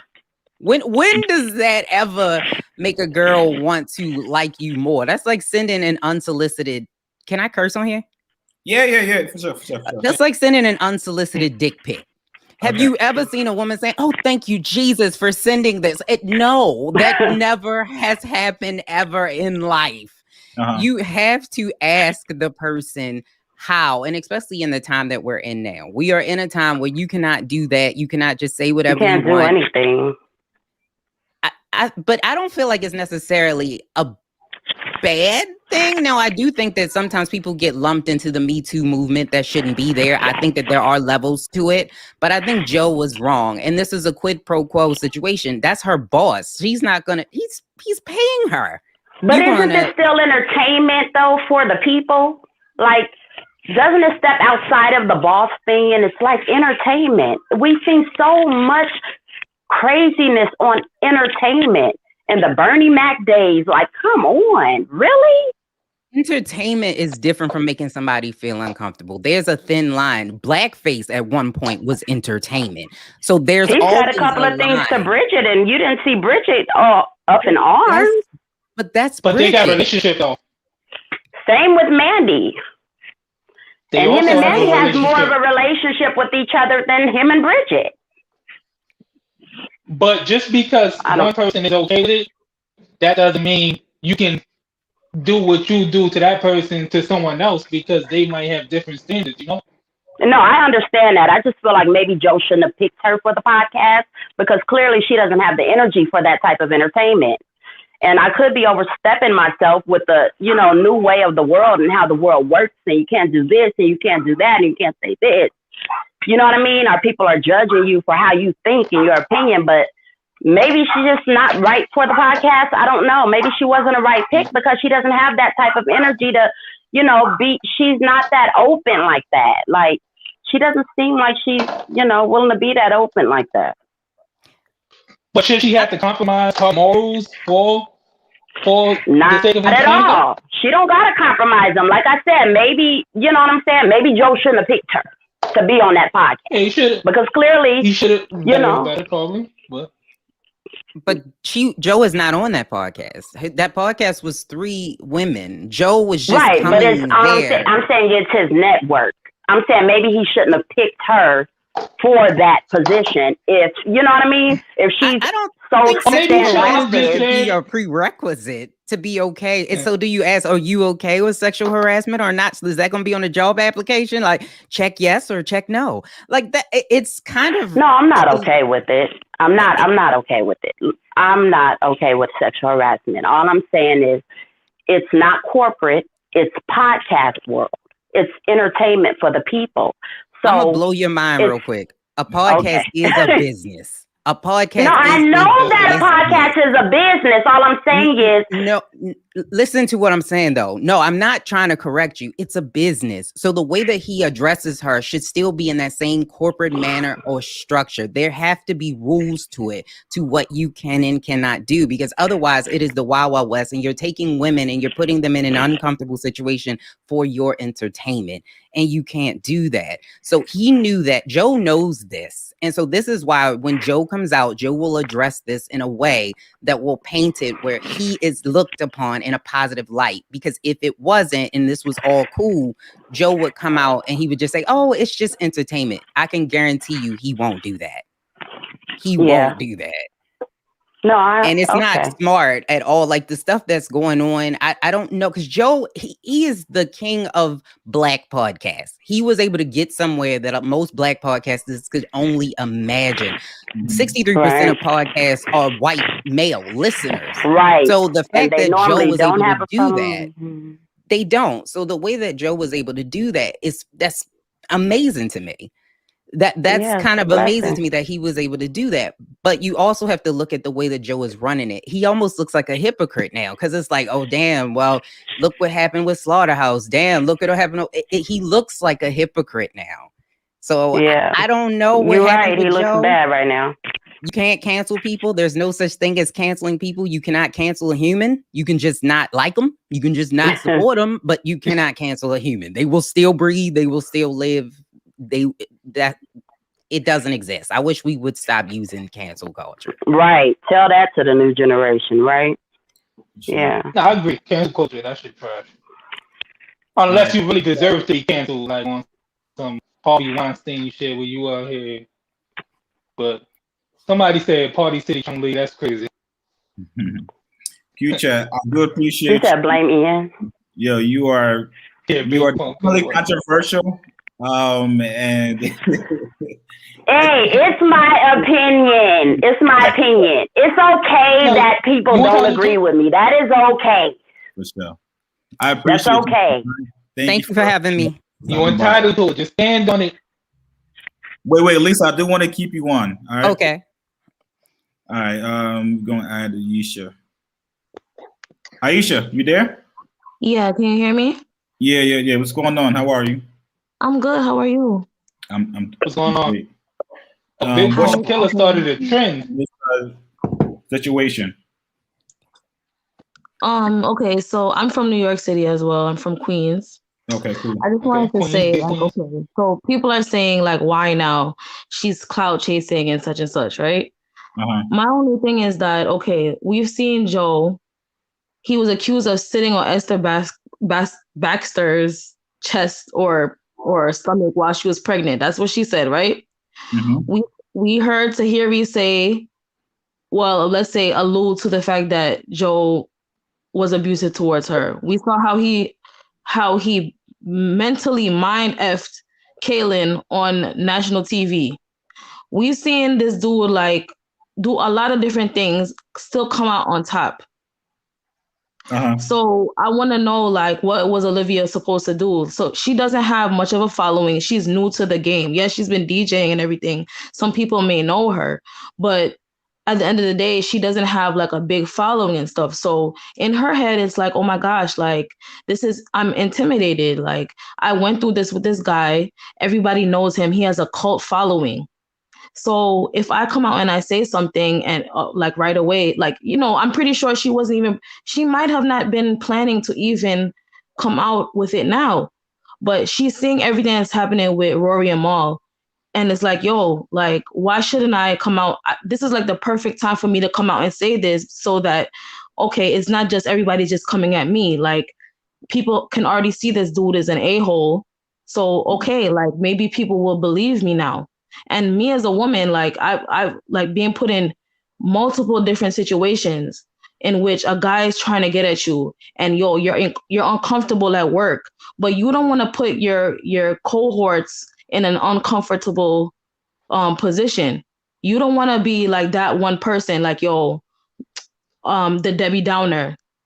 Sure. It's like you don't want to put anybody else in an uncomfortable place. So man, she and the thing is, like, everybody that saw it back then, because I was watching that podcast since the beginning. I was a fan of Bridget Kelly, from her music. I didn't like Mandy too much because as soon as like I started listening, I said to myself, wow, like she is crass. Like everything is sexual to her. Like so to a lot of people, including myself, Olivia was a breath of fresh air because she wasn't super sexual. She wasn't doing too much. So when she came onto the podcast, it was like, okay, like she's cool. Everybody loved her. She was a fan favorite.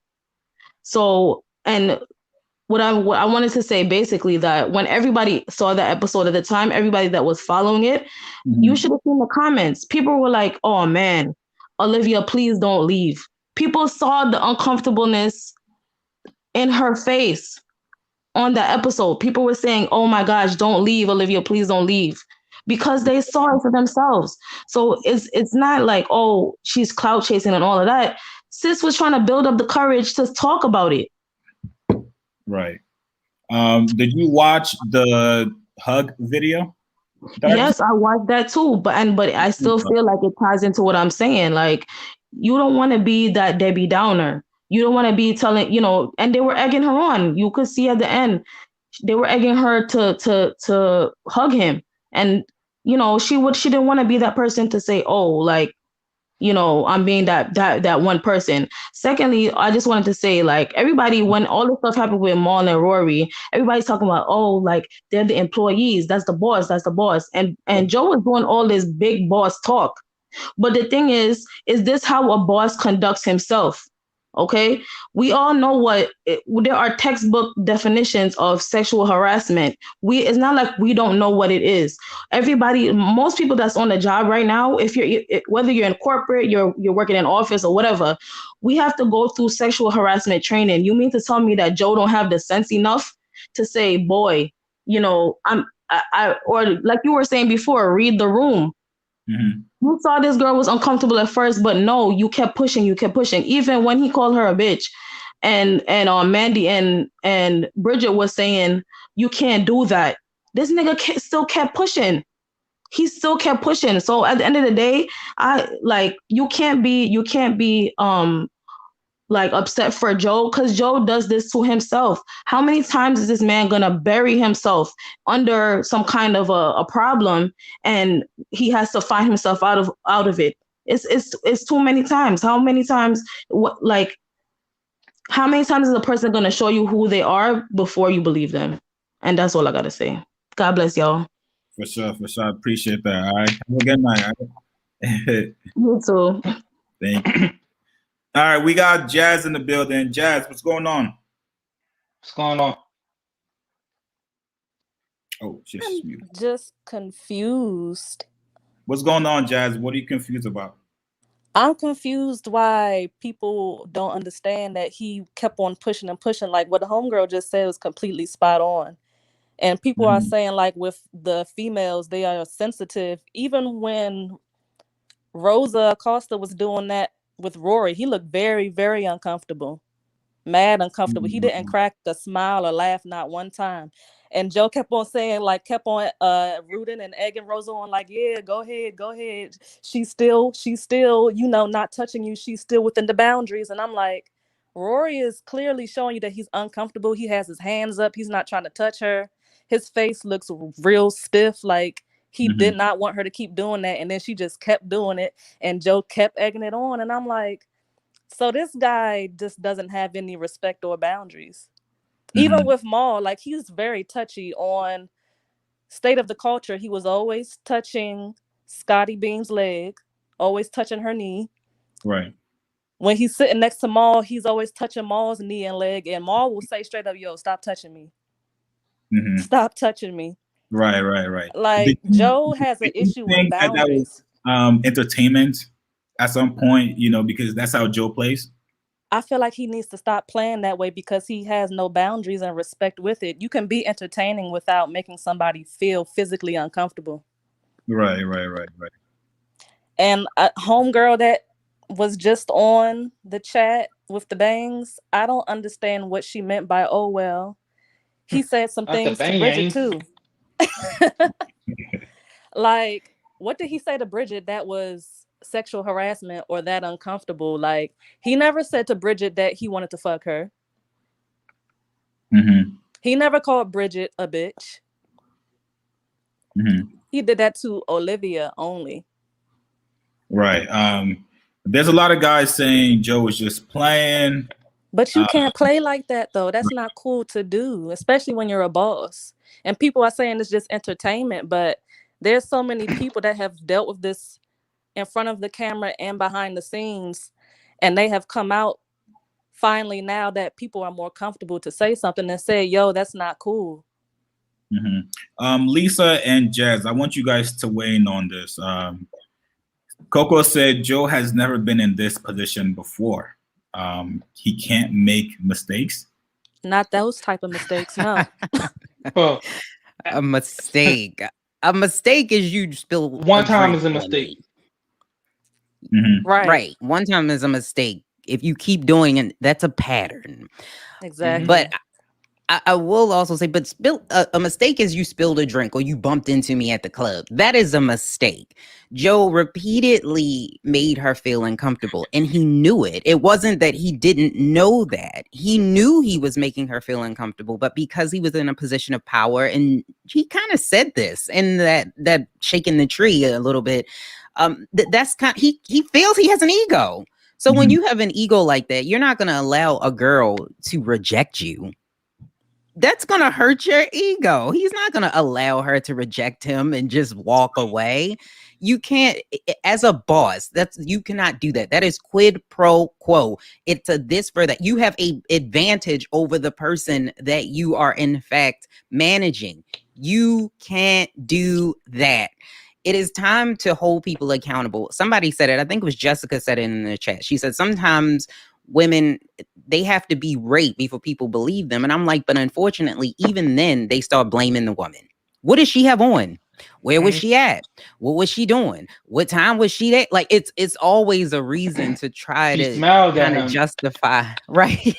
To justify rape culture, which is absolutely ridiculous.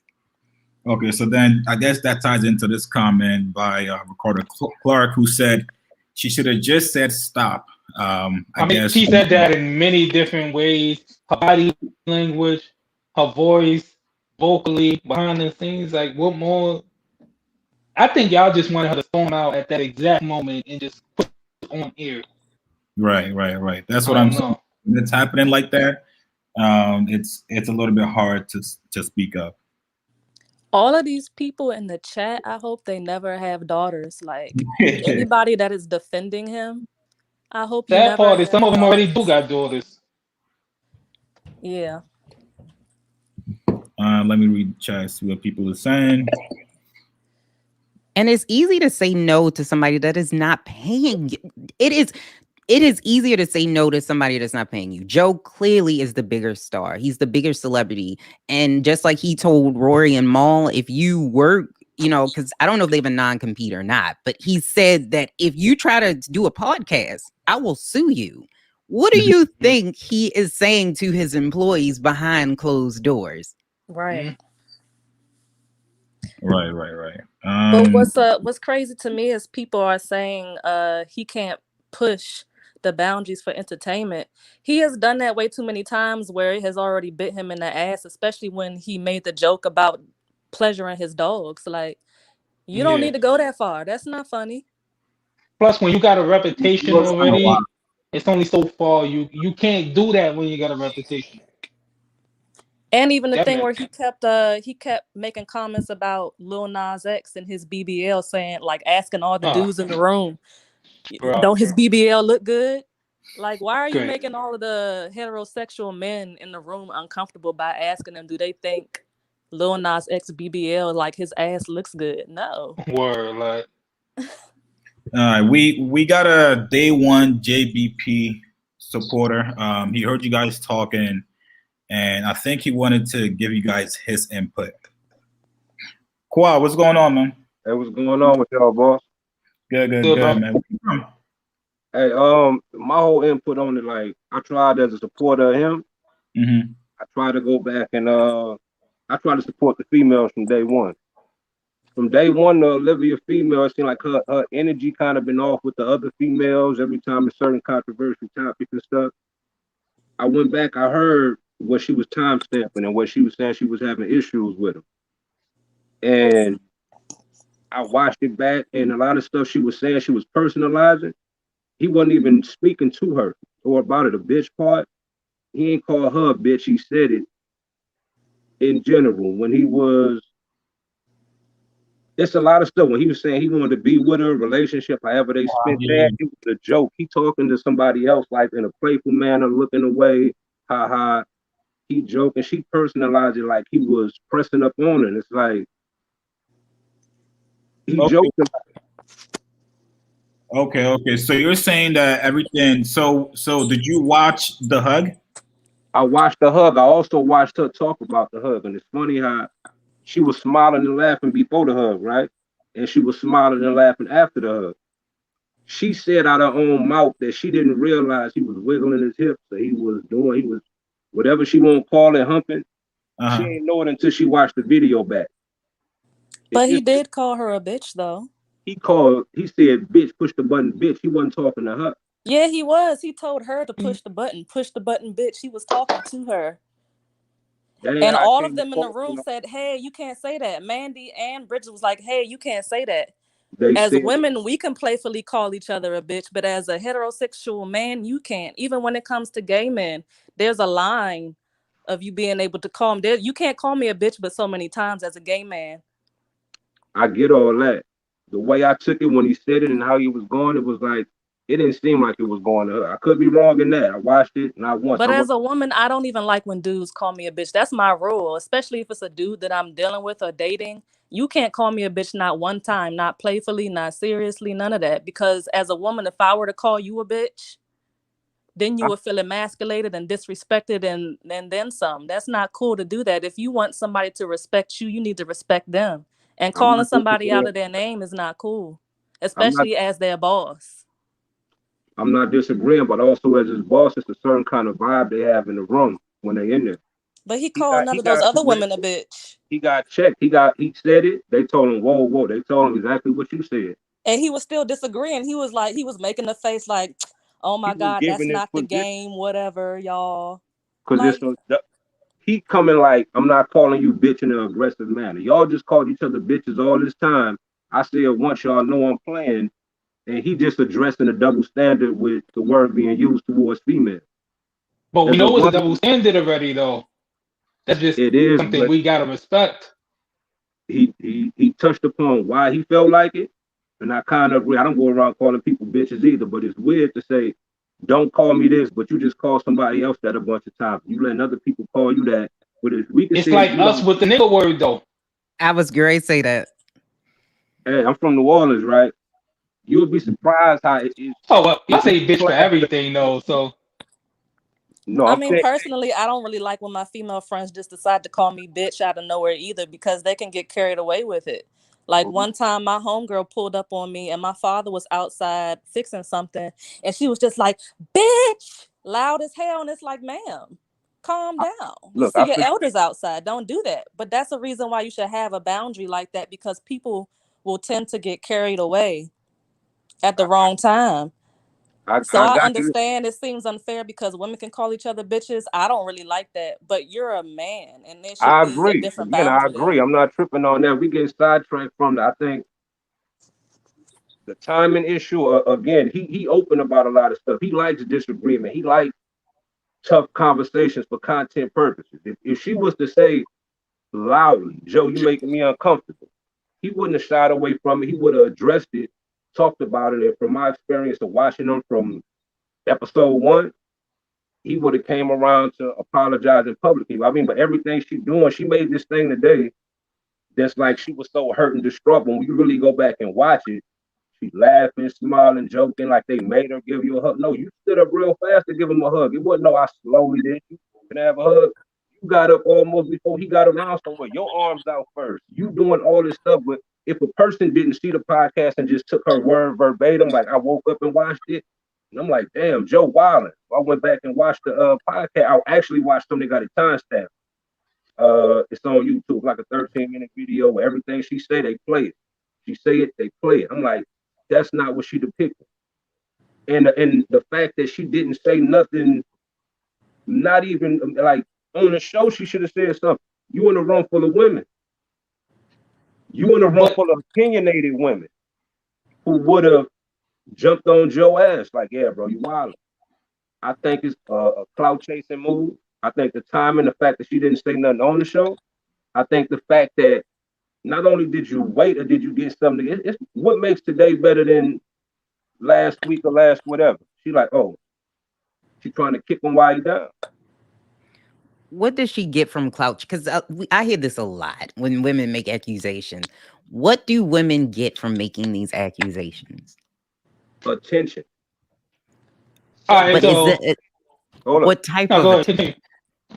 She's getting eyes drew up on her. She got people talking about her today that wasn't talking about her yesterday. She got a lot of people talking about her today that wasn't aware of who she was. Some people didn't watch her podcast, didn't follow her as a DJ, but they follow him. Negativity draws a lot of attention at times.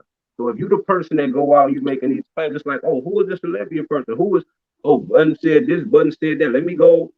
You don't know what deal she might be trying to line up. If she want to write a book, if she want to, it's just weird that 3 months, you wait 3 months to, it just seems fake. Even as she talking and her, I got to get myself together. I got to do all, like, you don't really seem distraught like that. Like you faking emotions as you explaining what's going on. I done seen people really shook up over some stuff, and that ain't the sentiment I got when watching her.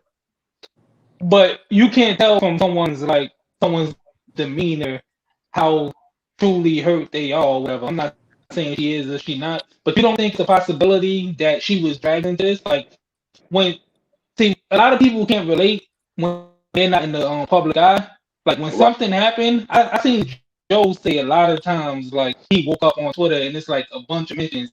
You don't think when this stuff was going on, she didn't get mentioned in this stuff for the past few days? So she finally probably developed the courage to want to come out and talk about it now.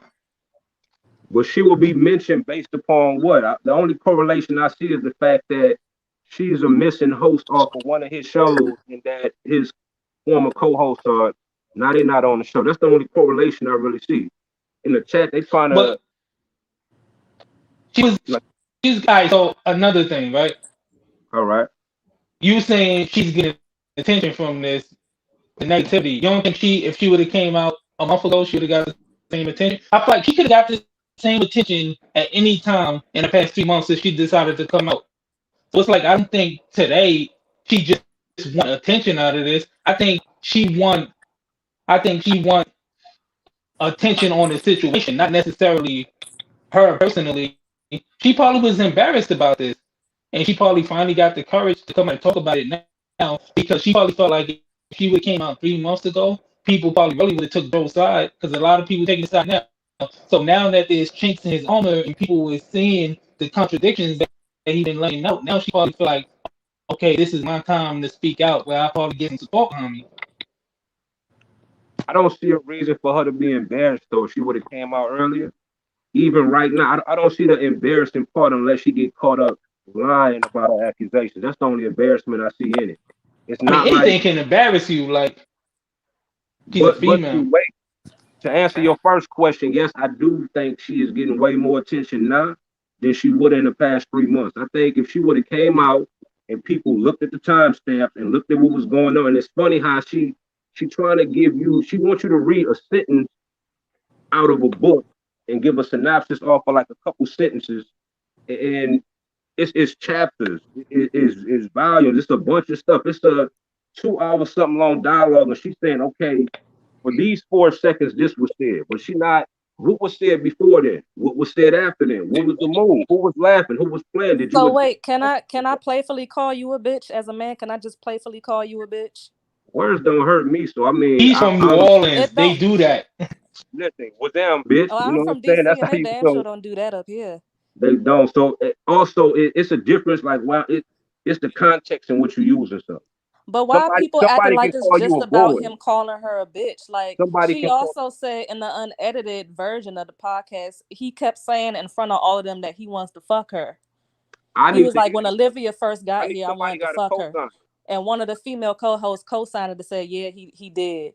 And then when she said he was going down the line of giving them their flowers or whatever, he said, Olivia is awesome because I want to fuck her and she's the fan favorite. I heard that being said, but I have yet to see it. So I ain't hear the co-host co-sign. So I'm not saying she lying. I just don't believe everything I hear. I put 2 and 2 together. You know, it's kind of like I got to see the whole. So you don't believe if a man comes up and hugs you and starts whining his hips, you don't think that he said that wild shit in front of them and then just got Parks to edit it out like they do on most of his podcasts with Rory and Maul? But you can see when things are edited out. It's a. Yeah, we saw it. If you go to the video where they have the timestamps of her doing the video, and then after she talks about the timestamps in her video, they show those timestamps that she's talking about, and you can see where he says something to her, and then it's a quick jump to him saying something else. If you look at it closely, you can see exactly where the edit is at. I saw that part, but I still didn't see. I didn't hear the edited version. And if you're good enough editor, you can make that look real smooth. They do have that. People do be doing that. Mm-hmm. Yeah, they do. Parks edit music like for a living, so it's like he's one of the best. But when it's visuals, it's the difference between editing audio and visuals where you can. But that's what I'm saying. In the visual, you can see where it jumps for a millisecond where the edit. I want to hear what Joe got to say about this. I do too. Yeah, come Wednesday. That's gonna come Wednesday. Coming soon. Where's Ja Rule? Where's Ja? In a time like this, I want to hear what they have to say about it, because they'll give a lot of proper perspective to everything. They'll say whether they outspoken. They're gonna say if Joe was wrong or if she was being overly dramatic and trying to clout chase. So you don't think she's getting negative attention from coming out from people like you? Is it really worth it in the end? I think she's getting way more positive attention than negative attention. I think she's getting a lot of negative attention from different people who are saying that she's clout chasing, and they're pointing that out. I don't think this benefits her at all. Because if you go back and look at her numbers, they haven't really jumped up significantly. Like, oh, I want to follow her because she's been sexually harassed. Like, that's not usually how this works. And usually women that come out usually have more negative things that happen to them than positive things happen to them by coming out against somebody. These are facts. Mm-hmm. Like, you can take that to the bank and check that. These are facts. That's why a lot of the times women don't come out, because they get more negative than positive. And when you see Joe's I do think she's pattern, opportunist, but I don't care. When you see Joe's pattern, he even talks to Savon and Scream Man crazy. Like, he be sounding off on them, saying crazy shit to them too. So it's like all of the people he employs, the only person that would not allow him to talk crazy to them is Maul. And you see when Joe said that crazy shit to Maul in the backyard, where he was like, this show is none of your business. Maul was like, oh yeah? All right, so I'm out then. When you Parks is his yes man that loves him, you know. Joe and Parks say they love each other all the time, so Parks isn't really going to say anything. He said something one time when Maul and Rory were gone, the first episode. He did say to Joe that you know how to throw salt on a wound. So, like, what you said to Maul was wrong. Like, you did too much. That's the only time I've seen Parks really say something against Joe. The thing, when you having a conversation, a dialogue with somebody, right? You gotta know who you talking to and what kind of person. Like, you gotta. Okay, I've been following them since before his podcast, Joe Budden TV, Joe Budden TV. You know what I'm saying? Like, you know, certain people are just emotional, touchy-feely, not sexual. You know, you got certain friends that they're gonna bump you, they're gonna get up, they're gonna move around. That's kind of his character, his demeanor. He talks, he gets amped up emotional when he. What he did was typical Joe, and I think she took it because she started off saying, "I don't know him. Like, I don't to him. He have it. It's almost like wait. His mic is messing up. I doubt it's mine. All right, cool. I think it's fake. That pink screen I see, the blue and pink screen I've been seeing, been kind of. I'm muted, so that wasn't me. My apologies. Hey, hold on. Qua, let's get some last thoughts, all right? Because I got another call with me, all right? All right, no doubt, boss. Keep on working. For sure. I appreciate it, man. All right. What? Can you hear me? Is it how much? Oh my God. All right. What's going on, man? What you doing?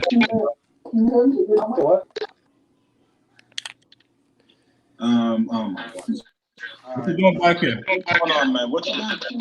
Yo, bro, I just want to know.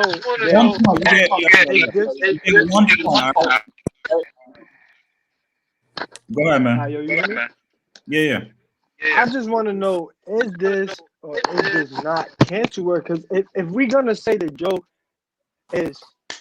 he did something wrong, then he gotta be canceled for it. And I know, like, we not trying to cancel him, say, oh, fuck that world or whatever, like, but there's such thing as that. So, like, if niggas is blaming him for this, then he should be canceled. And if we not cancel him, then he really ain't do nothing that bad. No, just because you do something wrong doesn't mean that you should be canceled, but he should be held accountable for it so that he'll change his patterns and change the way he treats his employees. You shouldn't be canceled just because you do something wrong. So what's the? But he needs to be held accountable for it. People need to stop supporting him as much as they supported him, so that he will know that what his actions will hurt his numbers and his money, and then from that he will learn how to treat his employees better. Because it's not just Olivia that he mistreated. I don't know about other.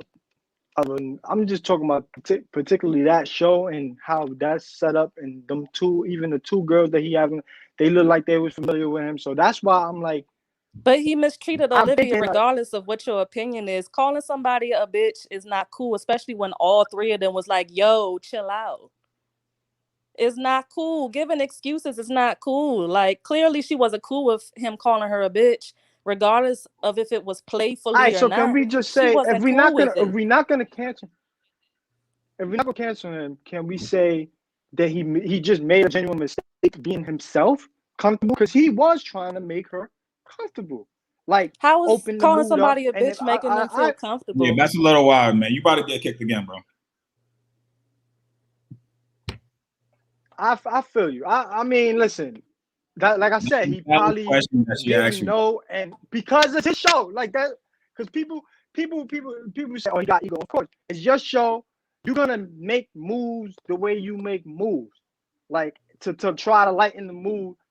You know, that's what he was trying to do. So, and I agree. Like, if he said, "Oh, I'm gonna fuck you right then on air and cut it out," he's canceled. He cannot come back. He cannot do shows. He cannot do none of that because that's really making somebody feel uncomfortable. So, and then like I don't know, maybe I'm coming from the perspective of, you know, she coming out 3 months. I know we got this thing where girls don't come out, but she don't look like a girl that she look like a girl. If she uncomfortable, she gonna say that on air. I don't know. Wait That's a what minute, it because looked like. somebody in the chat, was it Ricardo Clark? Joe got kids to feed and you want people to stop supporting him. That nigga got enough money to feed his kids. Isn't he rich? He said he he rich, right? was. He did. So he could feed that damn baby. That he not. That's what I'm Let saying. me not All say right, that. do But he could what feed happened? What Lexington. happened to Andrew Cuomo? What happened to Huh? Andrew Cuomo? Andrew Cuomo. He got accused for sexual harassment. He's a person. Okay. Yeah. It was like, what? All right, so yo, my Wi-Fi is tripping, man. Yo, Craig Smith said, as long as you're under Joe's thumb, he'll talk to you any way he pleases. He says things about his peers, but when they're face to face, everything is love. Do you guys agree with that? Yeah. I do. I think that, like Joe said, he has an ego, and if you are underneath of him, he's going to make you know that you are underneath of him, that you are an employee, even when you technically might be a contractor. So I that's me personally. I think that Joe is going to talk to you the any way that he wants to, because that's who Joe is. And a lot of people allow Joe to do that because they excuse the behavior. Oh, that's just Joe. Right. And so because people excuse his behavior, yeah, he's gonna keep doing it until he gets the right person that's gonna say, you're not gonna talk to me any kind of way. You think that's the he ain't found him situation yet. that he needs therapy for, or is that just something that you know, click with him? I think therapy probably could help, but at the same time, does Joe really think he needs therapy? Because you can only change if you truly want to. Right. You can't change just because somebody else wants you to. And I don't know if Joe truly wants to change at this point because it's working for him. If we are all being honest, the reason why we really, really fuck with the Joe Budden podcast is because Joe is controversial as hell. That's how he got there. That's his bread and butter. People in the chat keep bringing up Howard Stern. I don't watch him either or support his show because he's a weirdo too. Like, I don't get it. Why people always have to make a comparison with a white man. Yeah. We got Mike here. Mike, what's going on, man? Yo. What's up, man? What you got to say, man? Oh, y'all niggas is tripping, bro. This shit ain't even that deep, bro. Joe doesn't know how to treat people. He did not read the room. She may have been clout chasing. That doesn't really matter. Y'all gotta know how to treat women, bro. I don't understand that. Y'all wildin'. How you gonna how you gonna watch that video, see all those edits, and really feel like she's in the wrong here? I don't understand that. Yeah, man. I really don't understand that, man. When you first came in, I thought you was about to be on some other shit. But nah, but seriously though, man. Like this situation is. I agree though. Very, very simple, and I'm just listening to this shit like it's not that complicated, man. Like what else do y'all need? Joe be playing too much. He crossed the line like he does with everybody that he deals with because he's nuts. But he's not gonna get canceled because it's not that serious. I mean, come on, man. Where the weed at, bro? Y'all tripping, nigga. Mike. What we got here? Chris, what's up, man? Can you hear me? Yeah, can you hear me? Yeah. I think a lot of people here are more afraid of him getting canceled and him losing what he's built than doing the right thing by this woman who had to sit there and watch somebody not only call her a bitch, but say he want to fuck her twice and then go ahead and hug her on air. Like, it's not just one thing. It's all four of those things. You know what I'm saying? If you're in the workplace, day one, you learn that you can't do shit like this. Exactly. Day one. Can you imagine you being at your job and your boss in the middle of a presentation be like, yo, I want to fuck her in the room, my nigga?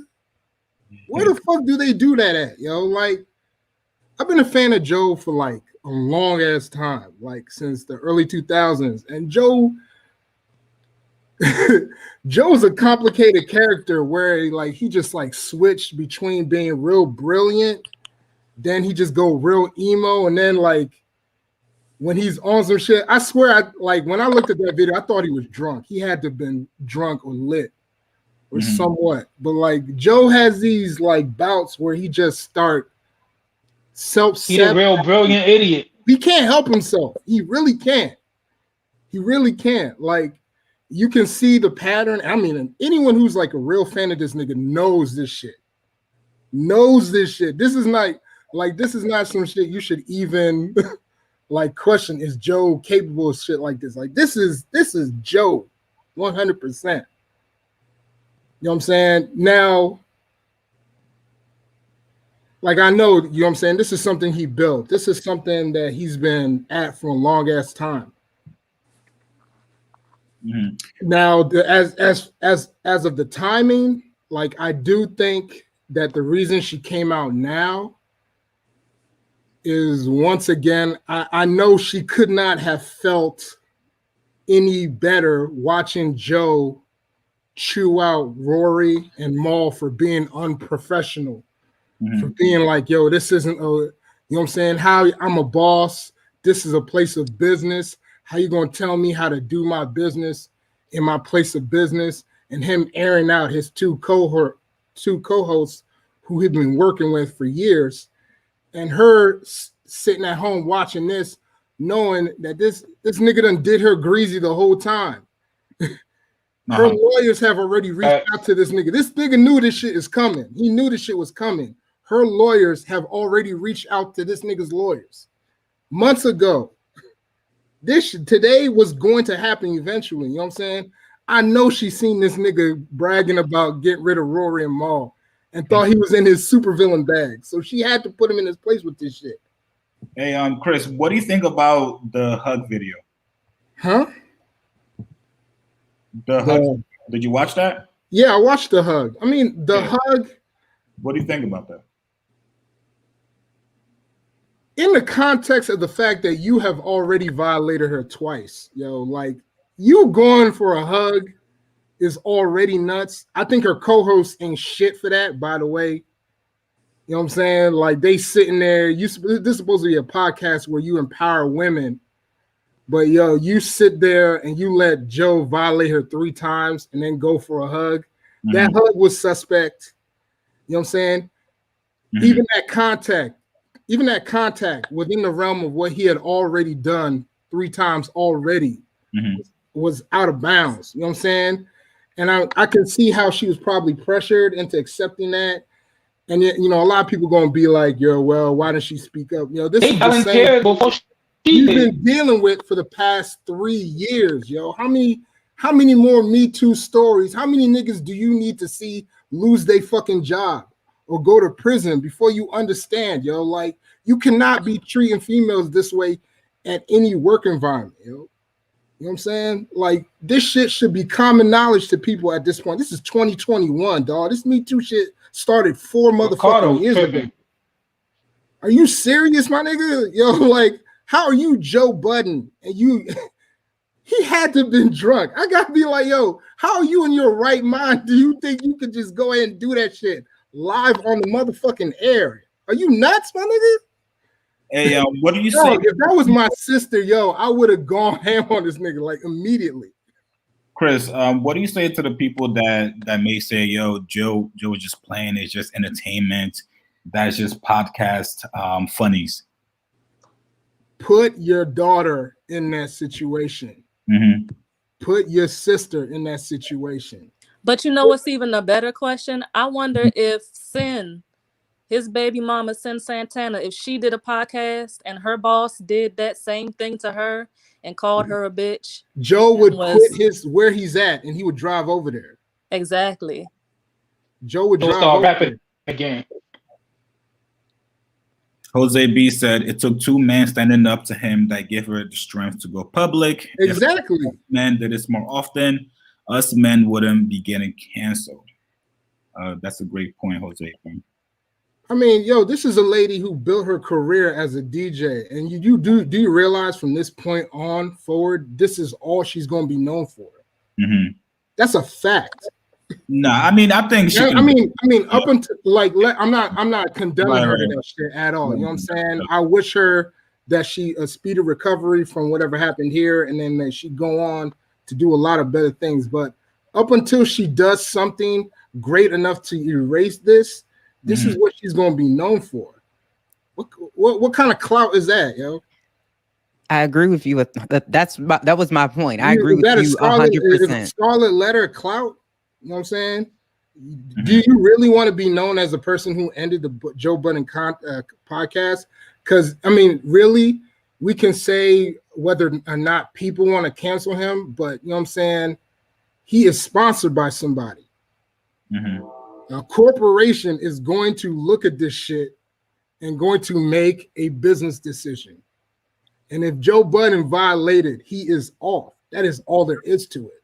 Because Patreon is not going to pay for a nigga. Is not going to sponsor somebody's podcast so he can go to his other podcast and violate a woman. So that's my next question for everybody here, right? Do you guys think Patreon is going to take a look at this? Are they going to do something? Most of you guys know Joe is head of creator equity. So do we think Patreon is going to make a move after, his whole rollout with Jack? They definitely going to investigate. They got to. I mean, they have to investigate this. Okay. Lisa and Jazz, what do you guys think? I feel like they might, because I had a lot of friends send me her video this morning and they said they unsubscribed from the Patreon. So it's like you already have a lot of people who are unsubscribing from the Patreon, and a lot of people don't want to play with this like Me Too thing. Right. So I think they're gonna do the corporate thing. We're gonna do the investigation. We're gonna wait and see. And I think they're gonna see how this plays out in public opinion.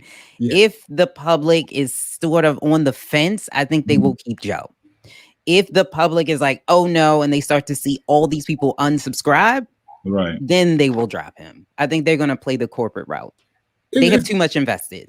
It's really not even going to be enough for people to unsubscribe first. It's really going to be more about how many people demand that he get fired.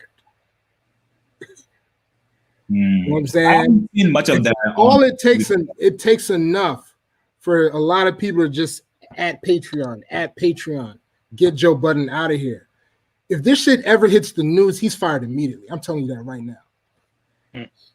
The minute if this shit ever hits the news on TV, he's fired. It's not even a question. I hate to say it, but I hate to be the one to say it, but unfortunately, she is a black woman. If she was a white woman, he would have been gone. So I don't know if it matters to people because she was a black woman. You saw the whole R. Kelly thing unfold and how that kind of played out, and people still fuck with R. Kelly. Yeah, but R. Kelly had friends and agents on the inside helping him perpetuate that fuckery for decades. People mamas is still fucking with him. If he goes on an apology tour, then they won't, pull Yeah, out. I mean, he's gonna do that anyway. He's gonna need to do that. You know what I'm saying? Which is why I'm like, this ain't the end for Joe. This isn't the absolute end for Joe. You know what I'm saying? So, but I mean, this is not a good look at all. And I mean, I don't know what people need to see to be like, yo, this is not a big deal. Like, what do you need to see the nigga like grab her and hit her? Like, what is niggas really talking about on here? Didn't he Like, kind of do that though? I can tell people ain't never been in like a real corporate work setting. Like a boss coming at his employee like this is like the definition. It is like almost the textbook definition of sexual harassment. Like if I worked in an office building and somebody said her supervisor said that shit out loud, do you know how quickly this motherfucker would be fired? Like he wouldn't even have a chance to eat lunch. Yo, he'd be taking his lunch with him with the rest of his shit in his box. Like, do you know how quickly niggas get fired for this shit? Nah, Are you nuts? I mean, like it's not even about reading the room. Yo, this shit's not proper anywhere in that workplace. Hold on, Chris. Life of D. Shanta said people saying she didn't speak up. She hit a lawyer immediately after, and her lawyer contacted him. Everyone, which is the smart thing to do. First, yeah, that's yeah, no, she was definitely smart with it. JJ said, "I will always ride for Joe." Look, listen, no one is trying to cancel Joe. Yeah, and that's like I said, bring up a conversation. I've read through Joe through some real shit. Like there's a whole string of relationships where each one is accusing him of abuse, and that went on from like what Gloria Velez down to before Esther, before Tahiri, then Kaylin, then the other chick. Yo, like if we go down the line, like Joe is a flawed human being. You know what I'm saying? Sure. But that doesn't mean you can't see my nigga like messing up and check him. You know what I'm saying? And to me, honestly, that was the value of someone like Maul in their podcast. Because you could tell Maul was the barometer of where this nigga, hey. When the minute Maul starts speaking up, Joe take one look to his right and it'd be like, all right, man, I'm tripping. You could tell when he's dealing with someone he respects. Yeah. Which further like even makes her point more valid. You know what I'm saying? The fact that he didn't respect her at all, like I'm really more surprised. I'm most surprised at her co-host. You know what I'm saying? For someone as like progressive and liberal and free as men, and I understand like y'all have a different relationship with Joe and all that. Yo, like the very first time he was like, "Yo, I want to fuck her." Like all my friends, like my female friends, like somebody would have thrown a cup at me. Somebody would throw some shit at me if I said that shit. Jose B said, with this allegation, Joe just gave all the leverage. I can't even see that because the mic is on there. To renegotiate numbers, especially since both co-hosts have left. That's a great point. Chris, I appreciate you stopping by, man. I got one more guest that I'm gonna bring on, and then that'll be it. But thank you, bro. I appreciate it, man. All right, no problem. All right, bro.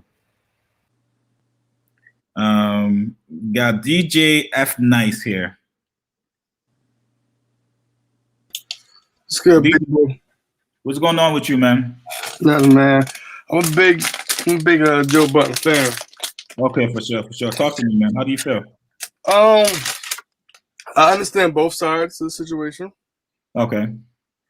I'm a little confused because like I watched both of I watched her take on the interview, and then I watched the actual visual of the interview. Right. So, I feel like sometimes you have if you feel something wrong, you got to stand up for yourself. You got to like say something. Otherwise, that like you're just playing into whatever's going on. And like another thing I got it was kind of weird because like everybody got offended by the whole him calling her a bitch. Right. In which I thought like he didn't say it in a negative way. And the So you thought, okay. Like he said it in a kidding way, like "Oh, bitch, play sound, like do something." Like he didn't say it in a negative way, and they only got offended because he wasn't gay. Which that still bugs me out to a question. Like because he's not gay, like that doesn't mean you still should be. If somebody calls your name, you should be offended no matter what or who says it. You're offended by the actual word. So what do you think about that hug? The hug, I saw him do a little shimmy, which I see honestly a lot of gay people do a little shimmy in general when they hug girls. Like I thought it was like a friendly banter shimmy. I feel like if she would have got really offended, she would have pushed them away. But you said that he called her a bitch in a playful way, and it doesn't matter who calls you a bitch. Olivia wasn't the one. Olivia wasn't the one that said that. That was Mandy that said, "Oh, you can only do that if you are a female or if you're a gay guy." Olivia didn't say that. That was Mandy. Yes, she didn't. But they were backing her, and if she didn't feel that way, she could have said, "No, I don't like you calling me a bitch at all." But she was already uncomfortable at that point. Do that. So all of the excuses doesn't matter because all of them reacted in a way that was like saying, "Hey, that's not cool. Don't do that." And you somebody's boss. If that was a female that was the boss, she can't do that either. We can't. That's one thing people gotta understand. You can't look at that as a corporate like they not situation. friends. That's the thing. Her and Joe are not friends. Huh? That's the thing. Joe and Olivia are not friends. That's her boss, and she didn't have any other type of relationship with him before he was her boss. So no, you cannot call me a bitch because we're not even friends anyway. He was trying to establish some type of. That's not how you establish. Well, he did it. He definitely did it wrong. Like, if she was offended, he did it wrong. If a dude that's my boss that I was not friends with, you got to stop looking at the whole boss part. No, because he's the boss. What do you mean you got to stop looking at that? You can't take that away. I'm not saying he's not. Right. That's not a boss environment. Yes, it is. Yeah, it is though. Yes, it is. You're supposed to be a boss no matter where you at. Boundaries. So you said, and because it's a podcast, no, you still need to yes, have some type of boundaries. About you need to have it's still a business, it's still a work environment, bro. I never said it wasn't a work environment. And what they say to the co-hosts and how they treat the staff and the other co-hosts. Only in Joe Budden's podcast, he feels like he can be the sacrificial lamb and push the boundaries and push the buttons and just say anything for the sake of the podcast. He would say that all the time. And Marlon and Rory would look at him like, yeah, you can do that on your own. You on your own with that shit, nigga. I'm not going to say anything out of my mouth. If you see your boss at the grocery store, they still your boss. I got a question for you though, bro. Because you said when you first came on, you said you can see both sides. So what do you think Joe did that was wrong? Well, I see what Joe did that was wrong. Like he shouldn't have said what he said. Like he shouldn't have like clearly she was clearly well, I wasn't there, so he had to see, like he had to been at some point he should have known like she was uncomfortable. And maybe I didn't hear the whole point. I didn't hear him say to whatever, I want to F you, whatever. And that was just totally inappropriate in general. Like he shouldn't have said that. Like he shouldn't have, even if you look at the whole boss part, like, even just in general, like he shouldn't have said that in general. Like you got the whole boss part. Like that's not how you start a conversation. When you're dealing with women, all it takes is for you to say one thing that triggers them, definitely. And everything else you say for the rest of that day, even if it's not big to you, it's gonna trigger them. Oh yeah, definitely. So it's like, once you cross that boundary, men definitely can roll stuff off. So he should have been, after he started off the way he started off, he should have been picking and choosing his words and how he moved better. Like he shouldn't put himself in no more situations. But to where honestly, just he off, could even. I never watched any of those episodes at all. But just watching the episode, clearly she's totally different than the other two girls. And she should be the individuals. No, but just in general, I don't feel like I didn't get the whole comfortability from her in general. But she didn't see as loose. Like most females are very, if they're comfortable, they'll open up conversations regardless. Like I didn't get that from her.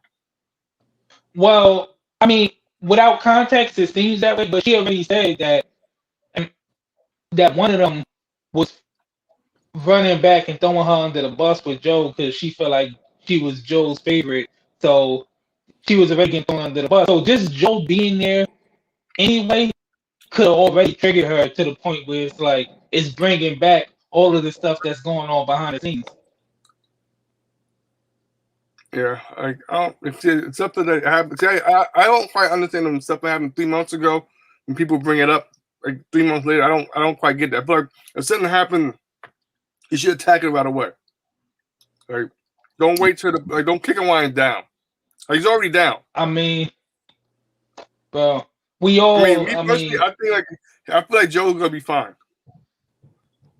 I mean, he might be fine, but that doesn't mean he shouldn't be held accountable. I want to hear what Joe got to say about this, and I don't want to see him get held accountable. Like, what do you think should? What do you? When people say held accountable, what do you think should be happening? Because I want to see him address the situation.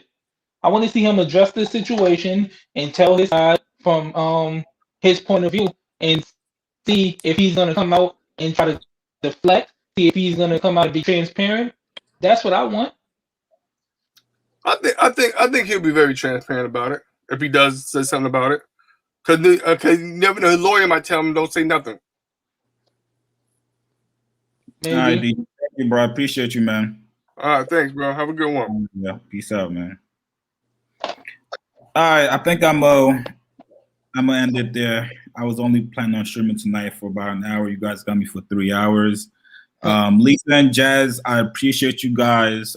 You guys brought a very interesting perspective. I think the chat really rocked with you two. So thank you guys for stopping by. All right. Thank you for having me. I appreciate it. For sure. Thank you. Thank you guys. Salute to y'all. Let me just read the super chats real quick before I get out of here. Mikey Mikester, what up, bro? He said more support chicks. Thank you, man. I agree with what Homegirl said. Because she's black, I don't think Patreon would drop him over that if he apologizes. Yeah, no, I think Joe is going to apologize on his next podcast.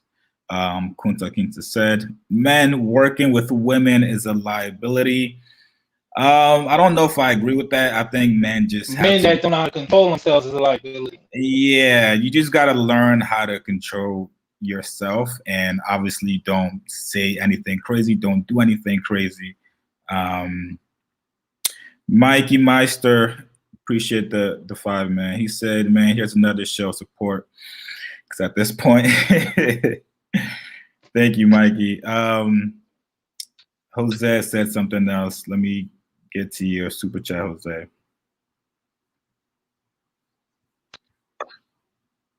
Jose B said he called her a bitch because her reaction.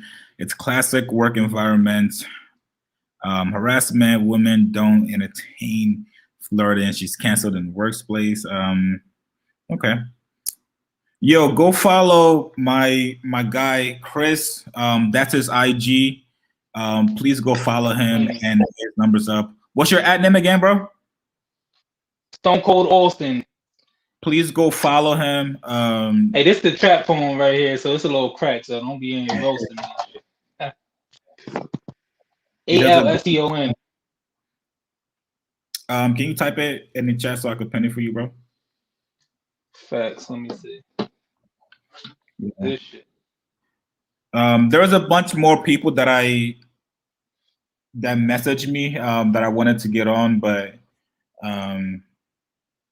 I got you guys next time. All right.